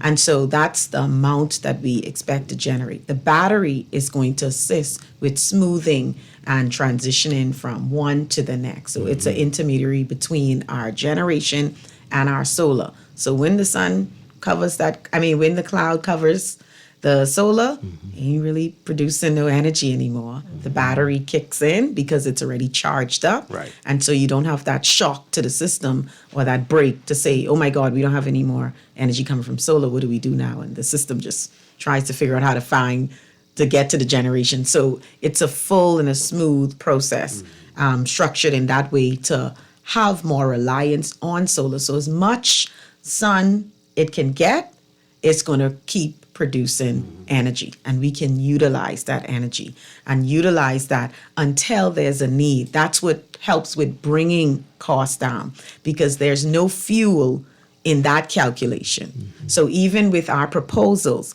they are showing how much energy they can assist with producing, but a portion of it doesn't calculate a fuel cost, because there's no fuel with the solar. Solar panels are set up. There's obviously maintenance, construction, maintenance, operation of the solar panels, right? And so that covers most of the costs. You would see a person say to set up this solar plant, it'll cost you like, we're getting like 9 cents, 9.9 cents. That's the construction, operation, and maintenance. Now, just think about not having to add a fuel cost on top of that, right? So your fuel is whatever the sun helps the panel to generate. So that's what's free. So that means that 9 cents is the natural cost of them running that solar plant for you, with nothing else that comes as a surprise. Right. So it's not, solar isn't free, but the fact that it produces energy from something that is free and natural, which is the sun, it helps to keep costs down. So when I was saying it's not all free, you still have the cost of solar, but you don't have the fuel, that's what I mean. You don't have the cost of fuel. And that's normally what the bulk of the cost is for energy. And I believe that's going to be one of your questions. We'll get to that one. Yeah, so that's where we'll talk more about why we always celebrate when you could remove fuel. Renewable sector is amazing because it takes that fuel away, which causes pollution, but also it brings an extra cost with you having to utilize energy. Right. So before we get to the Family Islands, the solar fields are planned for New Providence, So right? solar is utility scale solar. Only utility scale solar plants here was a part of the RFPs for New Providence. Right? But on the Family Island is a microgrid that incorporates LNG, conventional generation through LNG engines, solar panels, and battery storage. So here you will just see solar and battery storage. And that's also providing us more energy into our system to send out to the customers as the demand grows, and takes away from us having to lean on our engines that are fueled by diesel or HFO or LNG. Right. All right. So with the diesels, with the engines that are fueled by diesel, we have a plan to phase them out. Is that ever going to be a thing? Will there be always a need for them in some capacity? I think for some capacity, you will always need fuel diversification. I mean, you diversify your portfolio, you diversify many things in your life. So you have to think of fuel in the same way. I mean, that's a part of your energy security. You would never want to have just one source of generation on the ground. You would never want to have just one source of fuel. So you always want to diversify your portfolio in terms of your fleet. Okay. All right. All right. So let's talk about the Family Islands. Let's start with the plan for the Family Islands, and then we'll get into the challenges you've been seeing over the past few months. So tell us more about the microgrids and how this will work, and how this will impact the reliability and costs. So as Minister said previously, all of the Family Islands are getting microgrids. Some of the islands have already started their land clearing processes and getting their environmental impact assessments and the like done. So once we get the microgrids installed, as Minister said, it's solar panels, it's battery storage, it's LNG generation. So the idea is not only cleaner and more cost-effective electricity. It's also to improve the reliability of supply on a lot of the islands where we have seen challenges recently. And what we've found is that distributed grids work better in the Family Islands because the communities are so spread out. So an island like Abaco, for example, the mainland is 120 miles long. The Wilson City Power Plant is closer to the Sandy Point area. It's south, right? Marsh Harbor Power Station is more centrally located. However, that was damaged in Hurricane Dorian, so we're working now to restore the units in that station and install additional units in that station. However, in the past, most of the Abaco keys had generation on them. And even though we have submarine cables that run from the mainland to all of the Abaco keys, in low tide, in fishing tournaments, boats, etc., they're subject to getting damaged, cut by boat engines, anchors, storms, etc. They all cause reliability issues. So what we've gone back to is how it was set up prior to putting generation on each of the keys, so that in the event one of the cables is damaged, they can still be self-reliant. The thing about the submarine cable... mainly be backups, or...? They will be backups in the event that there's an issue on the mainland or if a cable is damaged. And then there's interconnectivity between the keys that are kind of close together. So Hopetown to Manawar to Montage Key one can feed the other. And so that worked well in the past, and we're going to have to go back to that because the communities are so spread out. It's more efficient that way, more reliable that way, because you have smaller plants feeding every community. Same thing in Eleuthero. We have 2 plants in Eleuthero, Hatchet Bay and Rock Sound. Long distances, 110 miles of mainland. Wow. That's a lot of lines and poles and transformers, a lot of equipment, a lot of maintenance that's required on the T&D side. Any, weather, lightning strikes, the system is more susceptible to faults over the longer distances. So what we're doing in Eleuthero is we're installing additional substations. We have the Hatchet Bay plant and the Rock Sound plant tied together now, so that improves reliability and stability of the network. Not that there aren't challenges. We accept that there are challenges, but we are working towards cleaner, greener, more efficient, more reliable systems in all of the Family Islands. And long-term goals. Exactly. Right. Yes. Okay, so let's talk about what happened in Andros and how things are looking right now, and then we'll get specifically to the islands that we're having issues over the past few months, years even. How are we looking with the fire over the weekend? Everything is resolved? We still had some issues with the commercial enterprises? Where do we stand? Right. So the fire started at a containerized trailer unit. It spread to the transformer bay.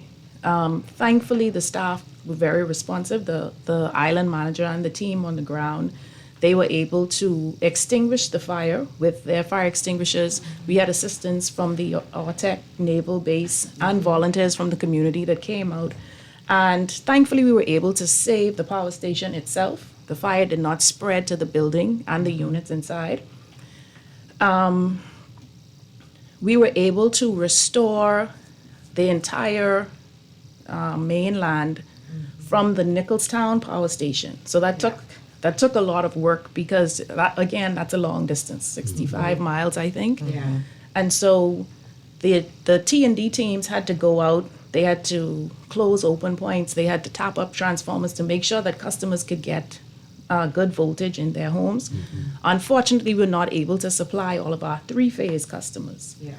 So what the teams on the ground are doing now, we got in 2 rental generators.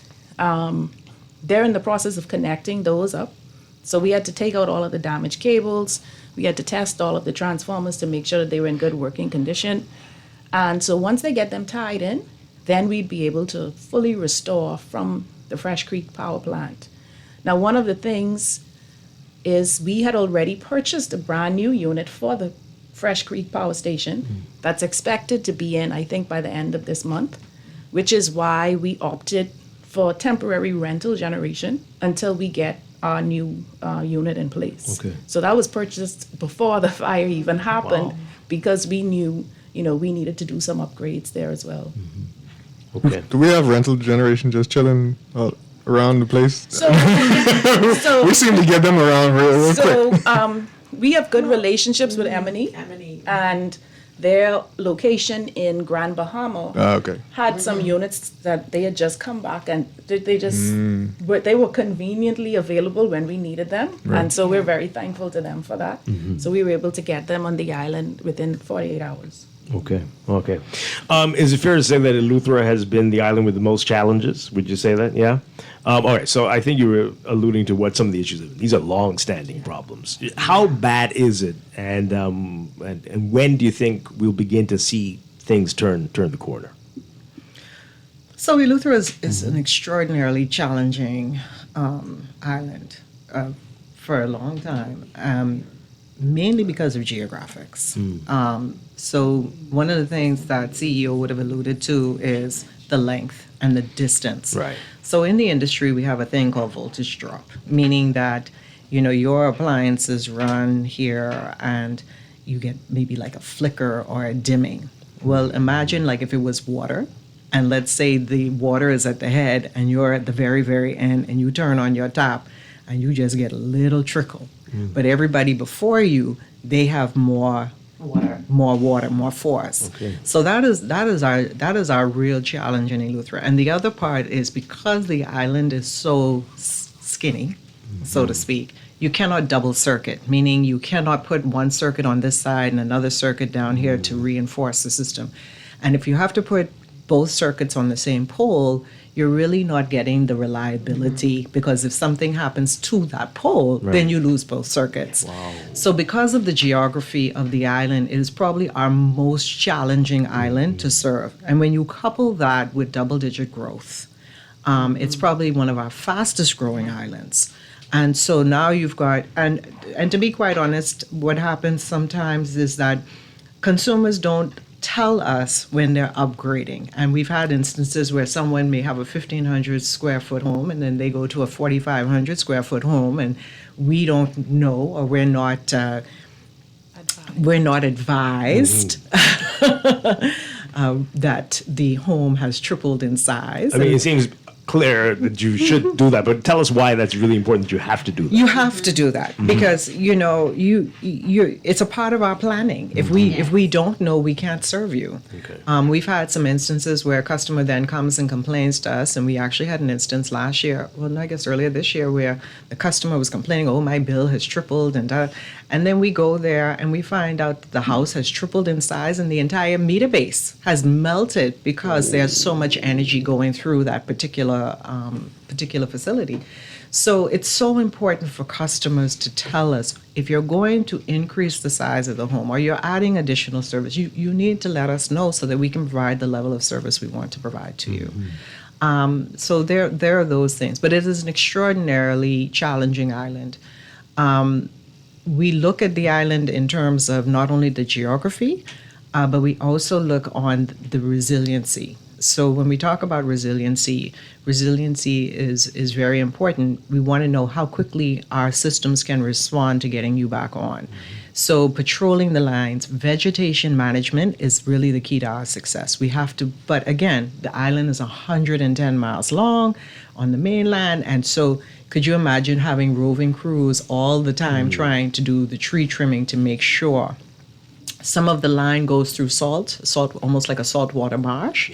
And anytime you get salt on lines, it can create different issues for us. And then couple that with lightning. So it is a huge challenge. Now, in terms of the generation, we're stabilizing the generation both to Harbor Island and mainland Eleuthera. We've put in from Three Island Dock to Harbor Island. That cable has been put in place. The one from Whale Point to Harbor Island has, so networking now, the entire island is very important. From a hybrid microgrid situation, we have 2 different PPAs on that particular island, and each were selected based on not only just response, but technology as well. So what timelines what are we looking at? So we, for the Three Island Dock solution feeding into Harbor Island, that should be sometime by the middle of next year. That technology is available to us. Those engines it's a new technology that we looked at. As a matter of fact, CEO and I actually traveled out to San Francisco Easter of last year. It seemed like a lifetime ago. I know we don't sleep. But so we chose a very specific technology for Harbor Island, due to its size, due to its decibel range, meaning how loud the units were. We were sensitive. We chose it because of efficiency and response. And then the power purchase agreements for mainland Eleuthera, those were a little bit different technology.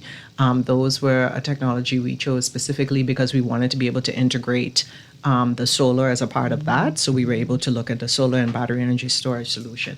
That project will take a little bit longer, but they're actually on the ground, and you'll see movement with them going ahead and clearing the land for the solar panels as well. Yeah. And there's a lot of mitigation that has to happen when you put solar into the ground. You have to build a ground field. And so when people see us clearing, as Minister would have said, that's just the first part. Because once you clear, then you have to actually prepare the ground for the solar field. You have to actually, there's cabling that runs underneath the ground to make sure that you have a proper ground grid.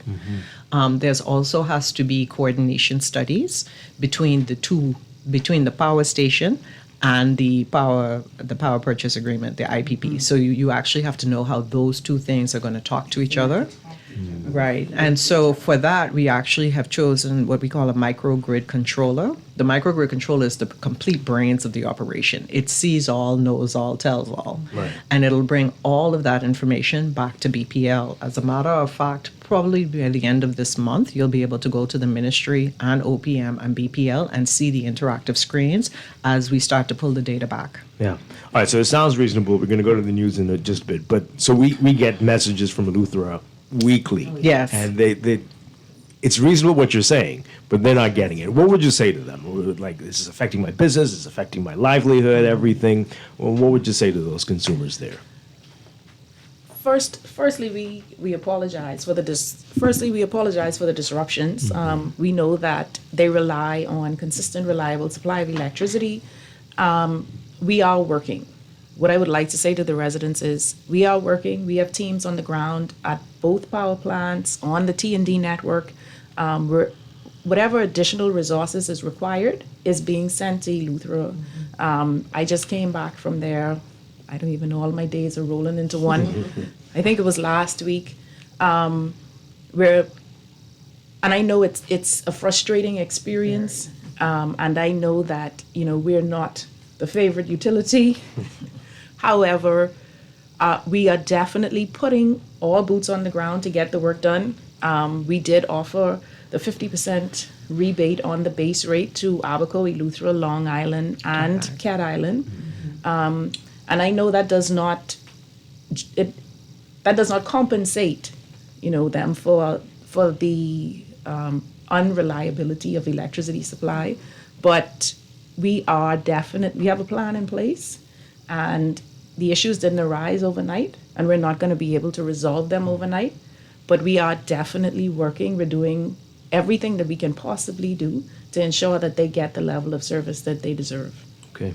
All right, we're going to go to a news update. When we come back, we have a lot more to talk about. We're talking with the Minister of Energy and Transport, JoBeth Colby-Davis. We've got CEO Tony Seymour. We've got Chair Christina Alston. This is Morning Blend. We'll take this into business when we get back. This is Morning Blend on Guardian Radio 96.9. Stay with us.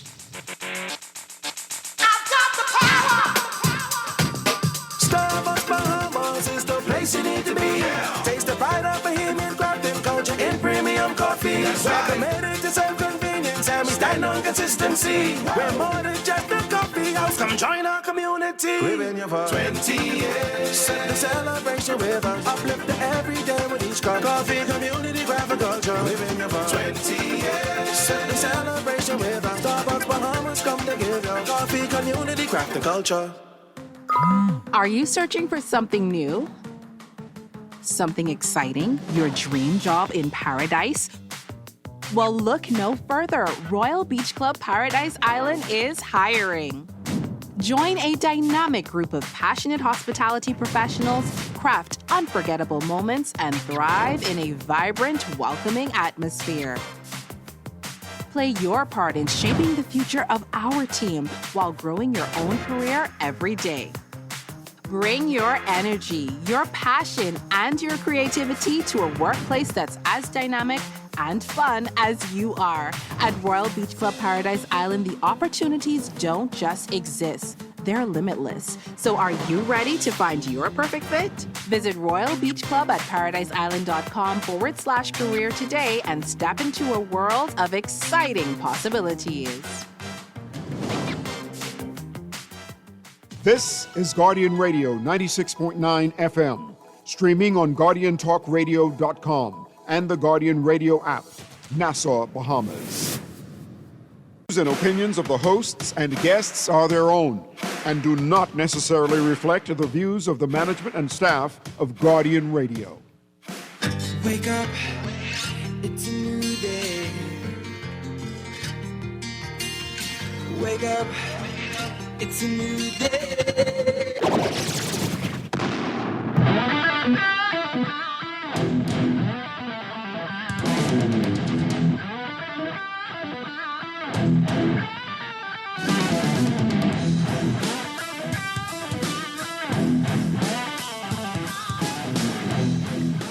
Good morning and welcome to Morning Blend Business on this Wednesday, September 3rd, 2025. Welcome back to our Morning Blend listeners. It's a special edition of the show today. I'm Dwight Strachan along with Chester Robards, but we are talking about BPL and continuing our conversation from our previous hour. We've got Minister of Energy and Transport, JoBeth Colby Davis. We've got CEO Tony Seymour and Chair Christine Alston with us, having a great conversation so far. All right, so before the break, we were talking about Eleuthera, and we talked about how we get a lot of complaints from people in Eleuthera, and they don't understand. I mean, understandably, right?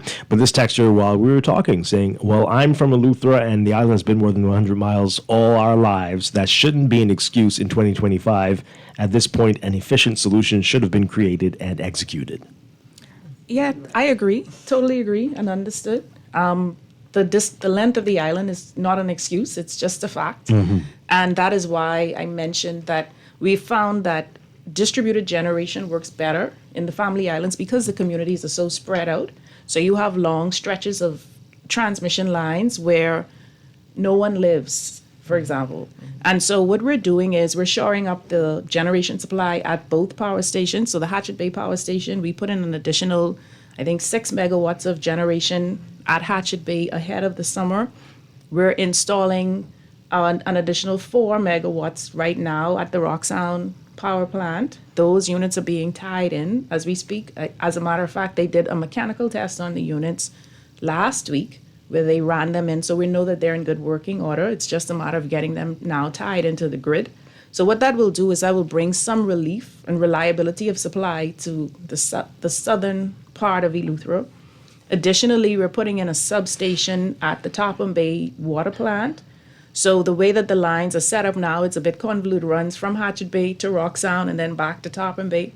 So what this substation will do is allow us to feed Topham Bay from either station. Okay. And that will improve the service to the water plant at Topham Bay as well as the residents. And yes, we are looking at long-term solutions. As we mentioned, the microgrids that are coming on stream, the upgrades in technology. We have done quite a bit of work on the T&D system in Eleuthera as well. We've put in line fault indicators, we've put in interrupters. These are things that allow our teams to locate faults a lot faster and respond faster. So it is a work in progress. By no means are we making excuses. We accept responsibility for the challenges that we're having. And as I mentioned before, these problems didn't happen overnight, and they're not going to be repaired overnight. But we do have a plan in place, and we're working to execute that plan as quickly and as efficiently and cost effectively as possible. Yeah. When the microgrids come on stream, what happens with BPL's existing generation? So as Chair said, they tie into our network. They communicate with each other. So Ragged Island, for example, is completely renewable, 100% renewable. So the panels charge the batteries during the day when the sun is out. The panels charge the batteries as well as feed into the network. The batteries discharge overnight, And at some point during the night, when they get to their low point, the state of charge, then the generators kick in, supply the island until the sun comes up, and then it repeats. Right. So on days when it's cloudy, overcast, like today, for example, the sun is not shining, the batteries will discharge, and then the conventional generation will kick in to continue to provide supply. Right. But the LNG that's going into, say, Hatchet Bay won't be able by itself to supply base. No, it'll supply base. It will, okay. It will supply base. So, when we talk about solar, so we generate electricity 8,760 hours a year. Solar produces 1,500. When you tie in utility scale solar, that's a different animal. But when you have solar as a part of a hybrid microgrid, then you can actually use your batteries as your fastest resource on the system. So as Minister would have said, it bridges the gap. Not only that, but it adds two components. One of it is called frequency. Frequency basically is how quickly the engines spin.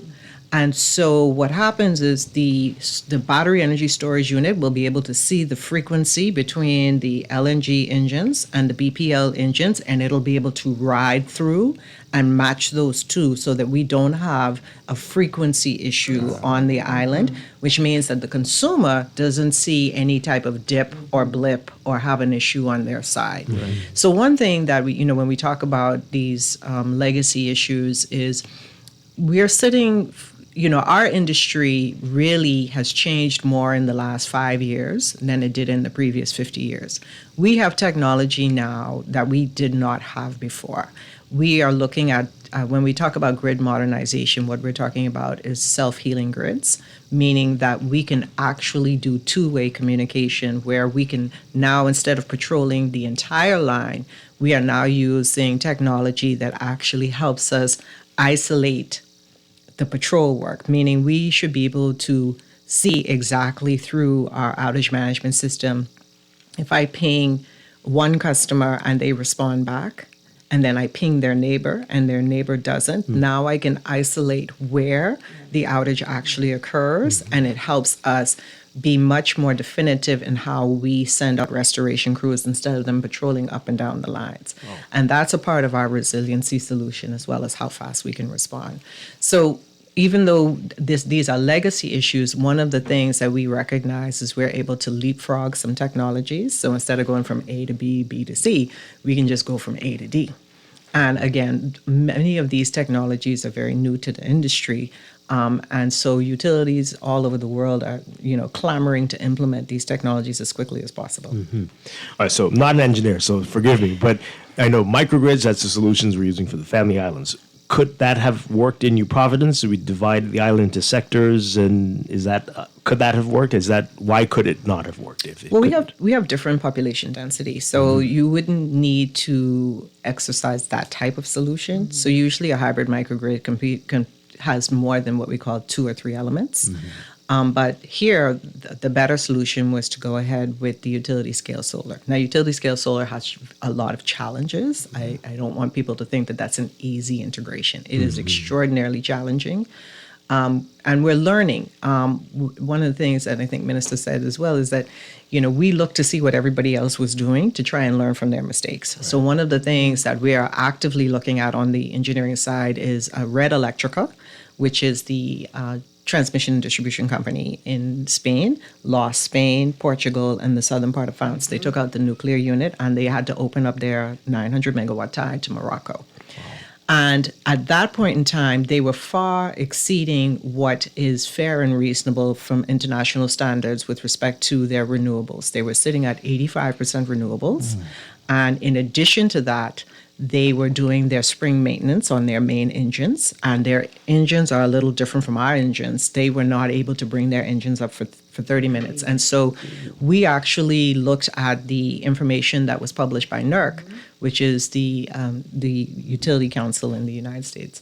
But one of the things is they managed to lose that system in less than, it was like 12 seconds. Wow. The what we call oscillation, which is just kind of the up and down, up and down, up and down. It happened within just milliseconds. There was no way to respond to it. So one of the things that we have to be very careful of is when we look at renewables, we have to think about how they talk to each other. So here in New Providence, we have to make sure that our utility scale solar actually sees each other so that we can have it stabilized. So when you talk about microgrids, that the Family Islands are an ideal candidate. Here we're looking at the utility scale solar and making sure that we manage the amount of renewable energy that we have on the ground. Right. Okay. So a few years back, there was a lot of talk of getting people off the grid and people being independent of the grid. Where do things stand with that now? Is that a good idea? And for folks who want to get off the grid, what do you say to those customers?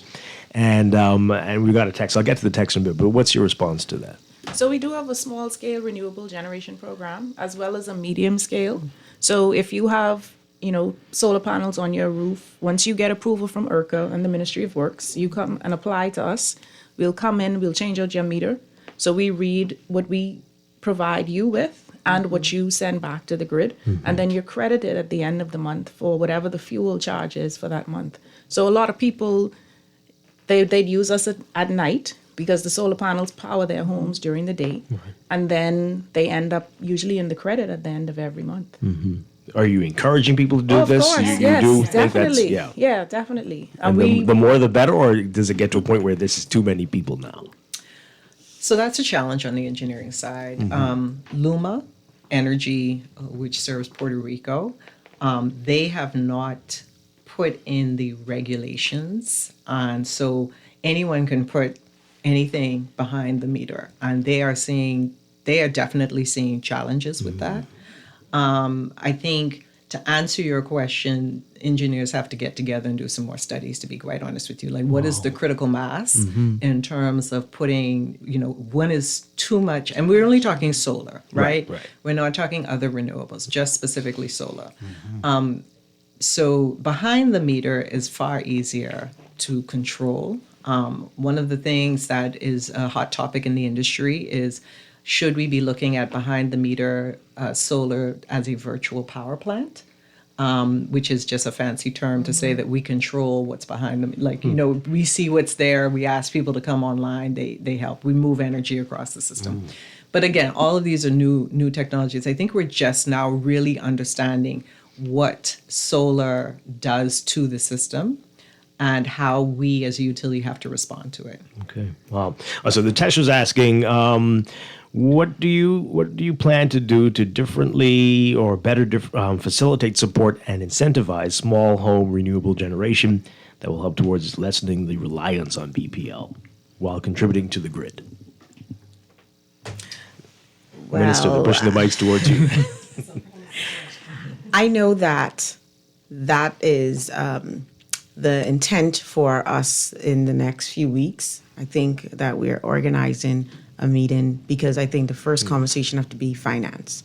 A lot of persons would like to do rooftop solar on their homes and take a lot of their appliances off of the grid, which is very beneficial to the cost of electricity, specifically in the summer months. But sometimes the cost to do that, to move appliances and specifically set up a solar system, has been quite high for some families to be able to do that on their own.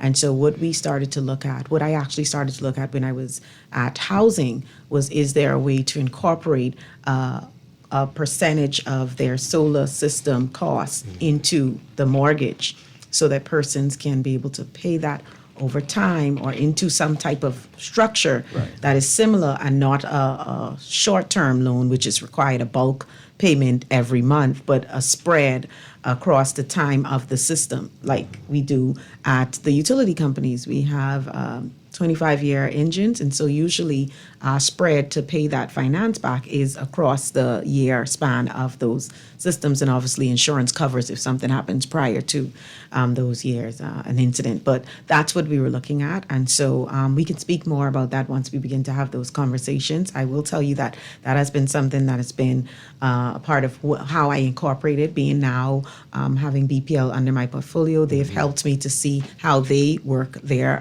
projects from that end with persons sending into the grid. And so now I have to look at the policy side and see if there is an appetite and is there a way for the banks to be able to facilitate or create some type of model, and then we can speak more to how we can assist those residential customers that would like to take that step further and be able to give them the extra support. But we'd have to look more into who would be able to provide that further assistance from the financial aspect. Great. You mentioned costs, you mentioned bills. You talked about it, CEO, about people with solar. We got quite a few at the beginning of the summer saying that they're on solar and they were paying maybe $10, $20 a month, but it shot up to $70 or more. What is accounting for that if you are on solar and mostly off the grid? The fuel charge would account for the increase. And they're saying they're not using any more than they were in the spring or the winter. And I always like to speak to that because Minister? Mm-hmm. I mean, I'm going to let CEO lead, and then I can add to that because it is also your appliances control what you use it. Okay. Right? Your appliances, even if you're not, even if you're doing the same thing. Right. Even if you're doing the same thing, your appliances are not really doing the same thing. Okay. They're working harder, especially in the summer. So I like to use the example, and then I'll let CEO, obviously, the engineers give their engineering portions, but I like to be able to bring it home where people could really understand. So when I was younger, my dad, we used to call him like the light police, the current police, because he's always following behind you. It felt like he was behind you. That's the typical Bahamian father, it seems. It felt like he was right behind you. Like, I just came out that room. How did he know I didn't turn the light off?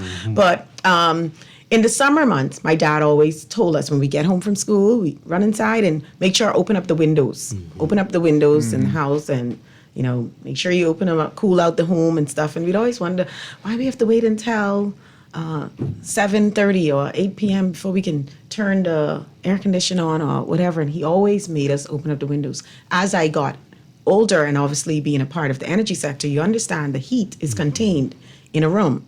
The heat is in the room and is trapped in the room. So when you turn on your air condition and even your fan, because fans work hard too, they take a lot of energy. So when you turn them on, let's use air conditioning because people would understand they set their temperatures for their AC. So if you set your temperature when you go home and say 64 is what you set your air condition to, and you enter a very hot room because it's summer, right? It has to suck all of that hot air out of the room, and it has to make that room feel like 64. You're not telling it blow 64 and I just want to feel 64 blowing as soon as I turn you on. No, what you're actually telling your air conditioner is when I turn you on, I need this room to feel like what I have you set at. So it's going to work and work and work and work until it gets that room to feel like the temperature you have it set at. So if it's doing that in a cooler room, for say January, February, cooler months, doesn't have to work that hard. In probably like 20, 30 minutes or less, you'll feel the room cold. And then sometimes you go to like, okay, it's too cold, turn it down. But in the summer months, it has to work harder. So even though you say, I come home every day at 7 p.m., I turn this on 64, the temperature in that room is not the same 7 p.m. in the summer as it was in the cooler months.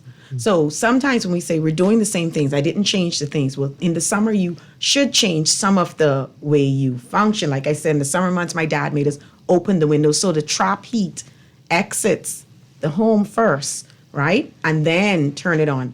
In summer months, kids are home, they're in and out the refrigerator. Your refrigerator is set too to a temperature to keep the fridge cool, right? So when you open the refrigerator, now the energy efficient ones beep. What it's telling you is, I am set to cool a small area at this temperature. I've been doing a good job. But something happened, and I'm feeling it's hotter, and now I'm struggling because this is not what I've been built to cool. So that's why the refrigerator starts beeping on the energy efficient ones because it's helping you understand, hurry up, close the door, because your appliance is now struggling because this room is much larger than what it was built to function and cool. And so even the in-out opening the door is causing it to hike up in terms of pumping to cool faster and cool it to the temperature it's set to, because a door is open now, heat is coming in, and that's not the usual temperature, and that's not the usual size of the refrigerator room. So I try to break it down in that way so persons can understand in the summer, yes, we do have to change what we're doing. We have to streamline how we're operating our appliances, simply because even if we're doing the same thing, our appliances is working harder because it's not used to these temperatures, or the temperatures have changed, and it has to continue to provide you the level of service you want at a different temperature. So that's why I always try to jump in to give that kind of breakdown to help, Thank you, Minister. CEO. In addition to consumption increasing in the summer because your appliances are working harder, in the winter months, we can power most of New Providence from the Clifton Pier Power Station. The load in the winter months is around 90 to 100 megawatts, and the Clifton Pier Power Station runs on heavy fuel oil, which is the cheaper fuel. In the summer months, we've seen the load go up to about 290 megawatts so far for the year, and September is usually our hottest month. September is when we peak. So we're burning additional fuel. The volume of fuel that we burn in the summer is a lot higher than the volume of fuel that we burn in the winter months, simply because the demand on the island has increased, and the demand on every island has increased. So the more engines we run at the Blue Hills Power Plant, even though they're the more responsive units, the turbines, they can come on faster, they can respond to faults faster, they're very reliable and efficient, they burn the more expensive fuel, which is diesel. And I'm not talking about the global cost of fuel, because a lot of people think that our fuel charge, it is linked to that in some instances, but what I'm talking about is the volume of fuel that we have to burn in order to meet the demand on all of the islands. And so that is why the fuel charge is higher in the summer than it is in the winter months.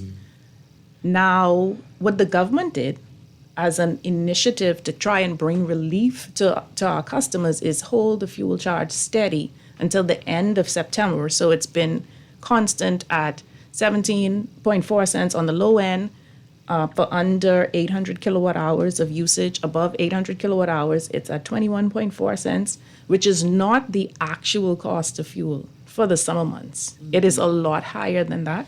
But the government has agreed to subsidize the cost of fuel from June to September so that residents can have some type of, you can estimate. If you read your meter, for example, if you go outside, if you know that your meter is read on the 15th of every month, you can go and look at your meter and write down the numbers.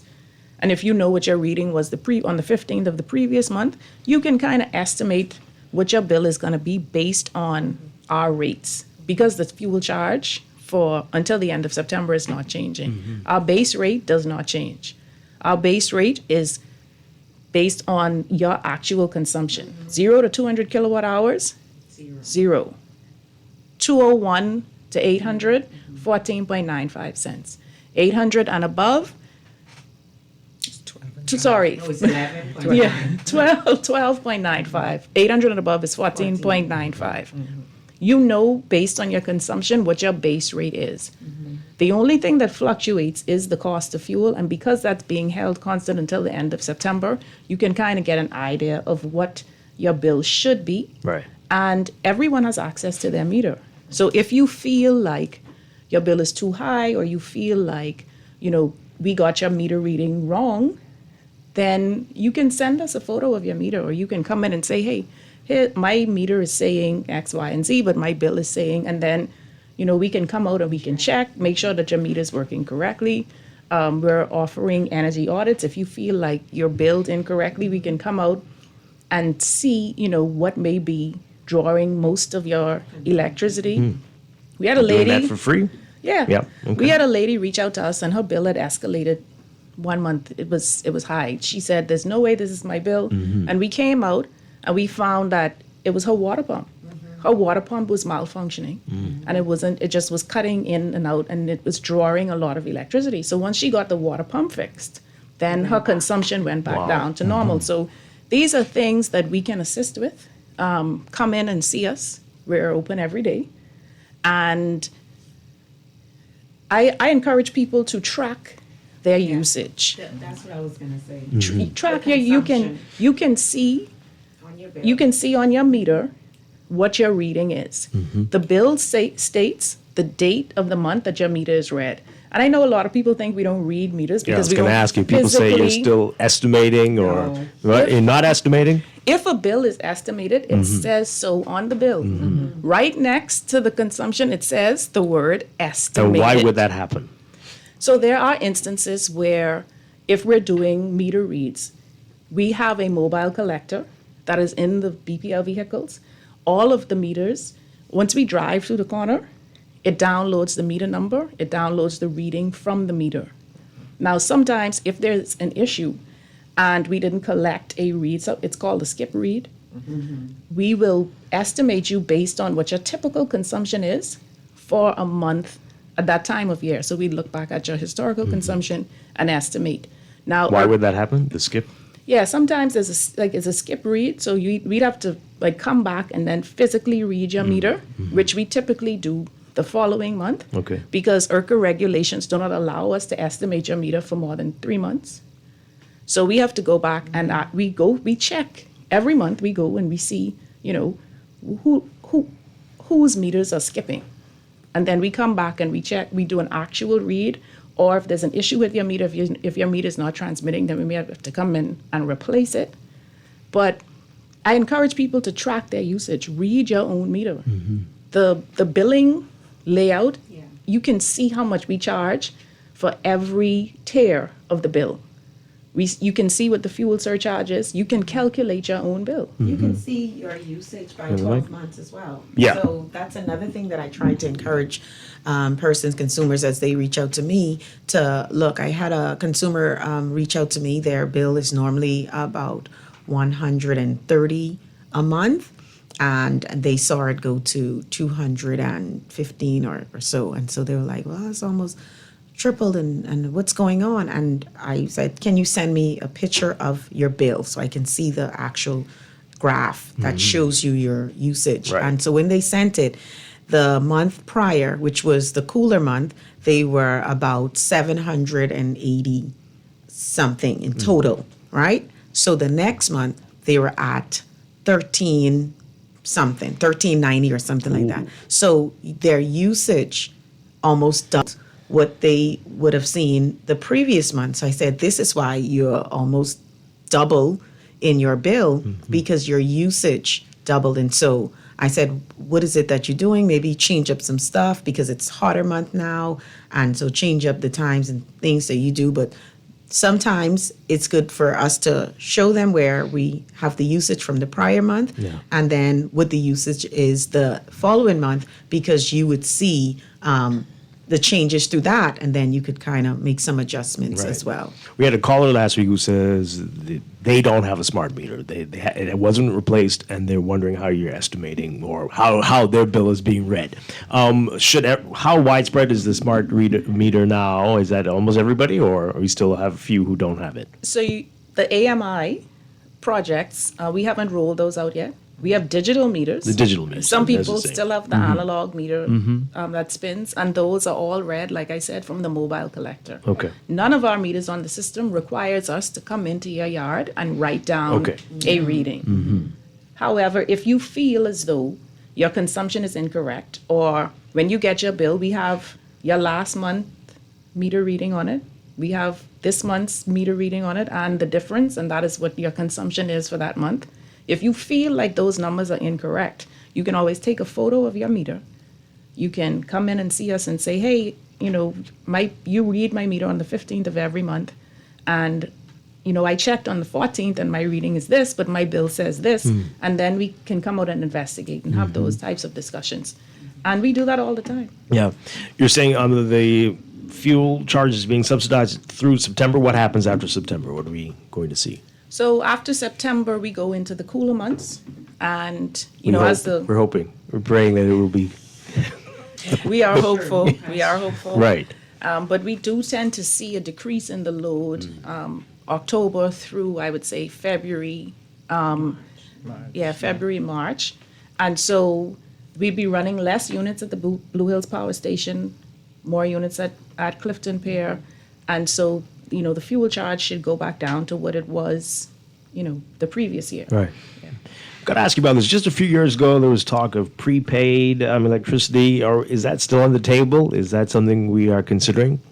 Yeah, so what we're doing now is we're actually launching, I don't want to take away any thunder from our corporate communications department because they'll be releasing some information quite soon, but we're actually getting ready to do a pilot with respect to these types of metering. So there's been a lot of work in metering with two-way communications. So prepaid metering has been around for a long time. But what we're actually getting into is a much more robust communication with the customers. Not only would it be prepaid metering, but it would also provide two-way communication. I spoke earlier about being able to ping a meter, meaning send a signal to a meter and the meter sends a signal back.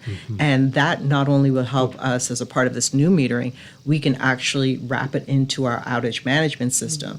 So it's not just the metering, but it's the metering and the communication with the customer. And it will allow us to really track down outages much faster through this metering communication. So although, yes, prepay is a part of it, it's just one part of it. And we're looking at all of the modules that are now available with the metering, especially when it comes to customer communication. Let's talk about how it helps the customers to manage the usage. Yes, and so that consumer that would have reached out. Say it to again, me, Minister. It would also help our consumers to manage their usage, Right. and so you can set that your normal usage, what you want for this month or for every month, to be at say 750 kilowatt hours, right? So then you can set the system to alert you when you're getting close to that usage. Yeah. Like you're getting up there, you're getting close to what you set your usage to be monthly because you want to pay a specific monthly bill. And so that can help as well for energy conservation, energy efficiency, even with our residential consumers, because I think a lot of them would prefer to be able to have that acknowledgement that, hey, you're creeping up a little close to what is not the norm for your home, and so that you could try to make some adjustments to avoid having to, at the end of the month, see a higher bill, not realizing you had went above what your normal usage would be. Right. And so that'll help a great deal. And we've had studies have shown that the companies that have already migrated to these types of metering where it's two-way communication, when they do set their budget for the month, that those customers are reporting a 10% savings automatically because they feel they have more control. They get a notification from the meter that says, hey, there's 5 more days in this month and you're already at 90%. Yeah. And so it allows the consumer to have control over their metering. Is that through an app? Yes, so many of them are through the app where, you're looking at very application-based technologies. And again, these are things that just were not available to us 5 years ago. Yeah. And so these technologies have moved really quickly, and they're extraordinarily accurate. And so the communication platforms have also changed. I mean, you all are in the communication industry, and you know how communication has changed. And one of the things that we talk about in our industry is latency, which is just a big fancy word for how long does it take for the signal to come back to me. And we always hear, can you hear me? Can you hear me now? But that latency issue is something that we've been able to overcome. And so we're getting this really fast two-way communication. So it really leads to transparency, but it does put the consumer in the driver's seat of managing their loads. Yeah, I want to ask, so we're getting close to a month. So November, I think, when the Shell deal was signed, there was talk about maybe having some LNG in the country by then. Can you talk about, I think the company's Bahamas Gas, right? Is that the Shell consortium? BUC. Oh. Right. Okay. But how close are we to that? I know they've chosen someone to provide their natural gas plant for them. Can you just give us an update on what that looks like right now? I believe that they went through the procurement of their materials, equipment, and contracting. Most of the work is heavy lifting of preparing for the terminal that would be transporting the LNG.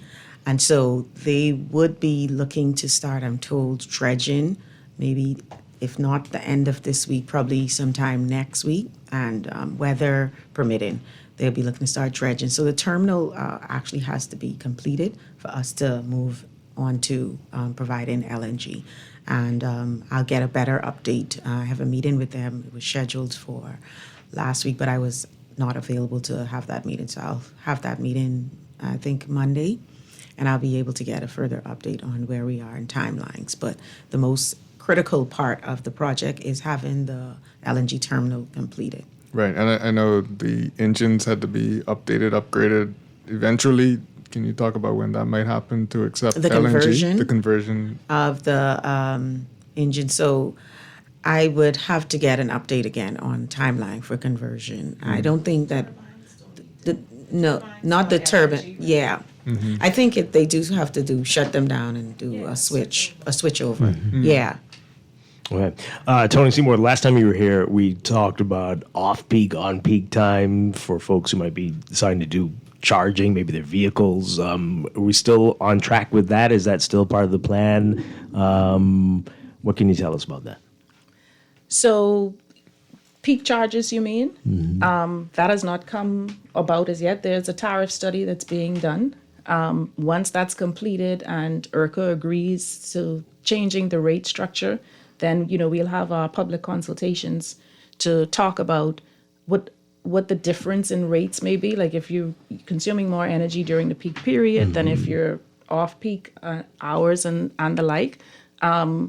That is something that ERCA would have to approve. Any changes in our rates have to go through governmental approval and ERCA approval. So no, that has not happened as yet, but the tariff study is underway. Okay. I want to go back to cost, and the number of shows on this, people calling in about their bills, and we understand the explanation with the fuel, but folks who saw their bills double and triple from $300 to $900, what do you say to those folks? Yes, they are definitely using more air conditioning, more everything, but they just still can't process how this could have gone up so high. So Christina? I think CEO gave an excellent description the other day, and I was hoping she'd share that with us, where she said she set her AC to 71, and it's the temperature differential between the 71 and the 90 degrees. So, whether or not you believe that climate change is real or not, it's not really a belief, because we, chemically we understand it. But one of the things that I think that we study specifically was, I looked at last July compared to July the previous year. And the previous year, we only had 2 days that were out of range in terms of maintaining above those 90-degree days. This year, we had 7 days. So that's a 25% increase. So temperature plays a much, much more significant part of the equation than people realize. And it's that temperature differential that is causing the bills to increase. It really is. I mean, I don't think that people really, Tony's a mechanical engineer, I'm electrical. We speak similar but a very different language. But from a mechanical standpoint, these are what we call the laws of thermodynamics. And she did an excellent job describing specifically, if it's 75 degrees outside and she wants it 71 degrees inside, that's only a 4-degree temperature differential. But if it is 95 degrees outside and she wants it to be 71 degrees inside, that is a much, much more significant temperature differential. And then the other thing is, we have to understand that we live in concrete houses, and concrete holds heat. It's one of the things they call it's the adobe effect. It's one of the things that when they build out in Mexico, they build those adobe homes because at night it's cold and it keeps warm. So these are the laws of thermodynamics. And so when people say my bill, there's no mystery in terms of energy. It really is a consumption issue. All of your appliances are working harder. Your refrigerator is working harder. Your air conditioner is working harder. I mean, you yourself is working harder. When you go outside, you feel the heat and you're making adjustments. You're increasing how much liquids you're putting into your body because your body is working harder. I have foregone my morning walk because it is too hot. And I'm waiting for cooler weather so I can go out and walk. And I think she did an absolutely excellent job explaining that temperature differential is really impacting us. Climate change is really impacting not only how much energy we're using, but the way we're using energy. The other thing is studies have shown over and over again, we have an aging population, and people who age cannot control their body temperatures. And we who have older relatives, we want them to be comfortable. And so we are turning on that air conditioning. We know that children under 5 cannot control their body temperature. And so we are wanting to make sure that these persons are comfortable. And so as we see temperatures change, we are going to see energy move with those changes. Are those higher temperatures, do they also make your engines less efficient? So the power stations are hotter, so it means that they require more cooling. Yes, but lube oil cools the engine. We have cooling water, and then we have ventilation fans in the station as well. Yeah. So we're just going to have to definitely live with work it and harder. just expect that this is how it's always going to be? But that's why we have to implement energy reform policies that investigate what are the new technologies and how they're working, and are they relatable for this climate and this structure of our utility company. And so that's why it's important for us to take steps to improve our energy reform and our energy makeup here in the Bahamas, but also have to be responsible with the steps that we take, because we don't want to just jump for any technology because we're trying to get the cost down, but then we lose reliability and resiliency. And so you'd have seen when we were rolling out the energy reform, we were very careful in how we tied everything together. Like our chair explained, we couldn't just put microgrids here too. They sound like a great fancy idea, but does it really work for New Providence? No, it's better for the Family Islands. Utility scale solar. We started off with an RFP for 5 utility scale solar plants. We only have 3 because when we look at the makeup, and because we said we have to be careful not to shock our transmission and distribution system, we have to make sure whatever we're bringing on, our grid can take it and can distribute it in an efficient and effective way that we don't lose reliability and resiliency. And so, yes, we have to incorporate more renewables. We have to incorporate more cleaner and affordable fuel. We have the most affordable, which is the filthiest. And that is why we utilize the Clifton through the cooler months, because we can keep the cost down. But if we're just on cost, then that's just continue to use the cheapest and the filthiest. But we have to also combine it with improving our environment. And so doing it that way, we have to incorporate cleaner fuels, which is more affordable than diesel, the LNG, but also incorporate renewables, which rely on your natural environment to power it up. That still has a minor cost, like I said, but it helps you to improve your cost of electricity, but it doesn't eliminate the efficiency, the reliability, and the resiliency. And so, no, we don't have to bear it, but we just have to make sure we're making responsible decisions and we're planning for long term and not just the short term to say, we don't want them to go through stress in the summer months, so let's just hurry and bring whatever technology we see this country using that keeping the cost down. I'll tell you, if we did it that way, we would be like some of our brother and sister countries that are experiencing great challenges. For instance, Barbados. I was at a conference and on a panel with the Minister of Energy from Barbados, and she was being championed as leading the way for incorporating renewables in a utility until I presented the Bahamas case. And she had to admit that had we taken some of the steps that we see the Bahamas taking now with their energy reform, we would probably be in a bit better position. Wow. What she meant by that is we put 600 megawatts on our system with solar, but we only could get 400 into the grid. So we have 200 of wasted energy because we cannot get it into our grid. We should have went ahead and did our T&D improvements the same time we was bringing solar on, and they did not do battery storage. So there is no balance and smoothing when they lose the sun to take it back to the engines. The battery is that intermediary. So she was admitting, while I was explaining what our energy reform plan is, that we probably should have done it this way. Did the T&D upgrades, the same time bring battery on with solar. So what they had to do was pause the rest of their energy reform and seek to have battery go out for RFP to get battery on their solar, and also to get a RFP for them to do T&D upgrades because they don't have enough space to take the rest of the power that is presently being produced on the grid. Our grids are set for a certain amount of megawatts. So we are at what? 285, 290. And we're getting about how much extra? About 170 or on the solar? The grid. Be able to take on. Well, we're going to be able to take on about So that has room for us to grow. Okay. So that's what we have presently, and that's an additional for us to be able to grow and bring on new technology. And so that's why it was important for us to put a proper plan together, not one that will be rushed to be able to respond to the concerns about the cost, but also for us to be able to see our country grow. Because as we forecast it for the next 10 years, we're going to see extreme growth with the new hospital, with new developments coming on, with new investors putting forward projects. And so with the growth, we have to be able to respond. It's amazing. We're almost out of time. Really wanted to ask you, we're entering peak hurricane season. How are we looking? Are we prepared for, God forbid, anything to happen this year? Especially with all the work that you're doing, how are you preparing for that? We have our hurricane plans in place on all of the family islands. We ramp up our tree trimming exercises ahead of hurricane season.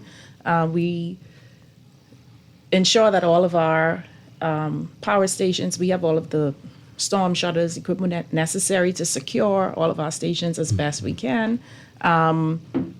We've done some storm hardening on some of the islands, and we're really just hoping for the best because we know that storms these days are very unpredictable. They've gotten a lot stronger, and we can't take another serious hurricane on any of our islands. No we way. Really can't. But we prepare for the worst and pray for the best. All right, so in our last 30 seconds, my last question is related to the first one. Back to Pike and BGC, people want to know, will we be able, the public, to see the deal? What's in it, the details of it? When would that be available for us? But we've provided the details in the House of Assembly. We've provided details for the public to note. And BGC is well on their way. And so that's where we are with that project. Okay. All right. Thank you very much. This has been an enlightening discussion. Thank you for being here. I know this is, again, I think this is the first, but we hope it's not the last time. Energy and Transport Minister Jo Beth Colby Davis, CEO Tony Seymour, and Chair Christina Alston. Thank you so much. Minister, we have to have you back to talk about transport. We need a whole show of that. Can we do that? We'll talk. Thank you again. Appreciate you all. All right, you've been listening to Morning Blend. Chester Robards, thank you so much. Always a pleasure. Appreciate it. Be sure to pick up today's NASA Guardian for the Guardian Business section. Brought to you in part by CFAL, growing wealth for future generations. I'll be back tomorrow morning with more Morning Blend and Morning Blend Business here on Guardian Radio 96.9. Dwight, Strachan, have a great day. Stay tuned for On the Clock with Aaron Green next. Like the crack of the whip, I snap attack, front to back, in this thing called rap. Nigga like a shovel, rhyme double on a heavenly level. Bang the bass, turn up the treble. Radical mind, day and night, all the time. 714, wise, divine, maniac, brainiac, winning the game. I'm the lyrical Jesse James. At CFAL, we understand that a secure future is the greatest gift you can give your employees. That's why our tailor-made group pension solutions are designed to fit the needs of both large and small companies. With CFAL, you can provide the retirement you and your employees deserve, ensuring peace of mind and financial stability for years to come. Join the many businesses that have already entrusted CFAL to create the right pension plan for their employees, and let us help you build a brighter future for your team. Visit us at cfal.com to get started on building wealth so you can live well. CFAL, growing wealth for future generations. Nothing beats a Chickchani Challenge. On September 27th, we're bringing the action, a 5K course packed with 20 thrilling obstacles. Start and finish at Fusion Superplex with energy, fun and excitement all around. First time? No problem. Try the Chickchani Lite version, built just for beginners. Got kids? Ages 3 to 7 can take on their very own Chickchani Kids Challenge. And this year, we're turning 10. So grab your team, mark your calendar, and come celebrate with us. Visit chickchanichallenge.com to sign up today. Thanks to our sponsors Fusion Superplex, Guardian Radio 96.9, Kalina, RBC, Advantage Insurance, Party Pilots Rentals and Events, Fincastle Media Group, Powerade, Click, and Art of Graphics. This is Guardian Radio 96.9 FM, streaming on GuardianTalkRadio.com and the Guardian Radio app, Nassau, Bahamas.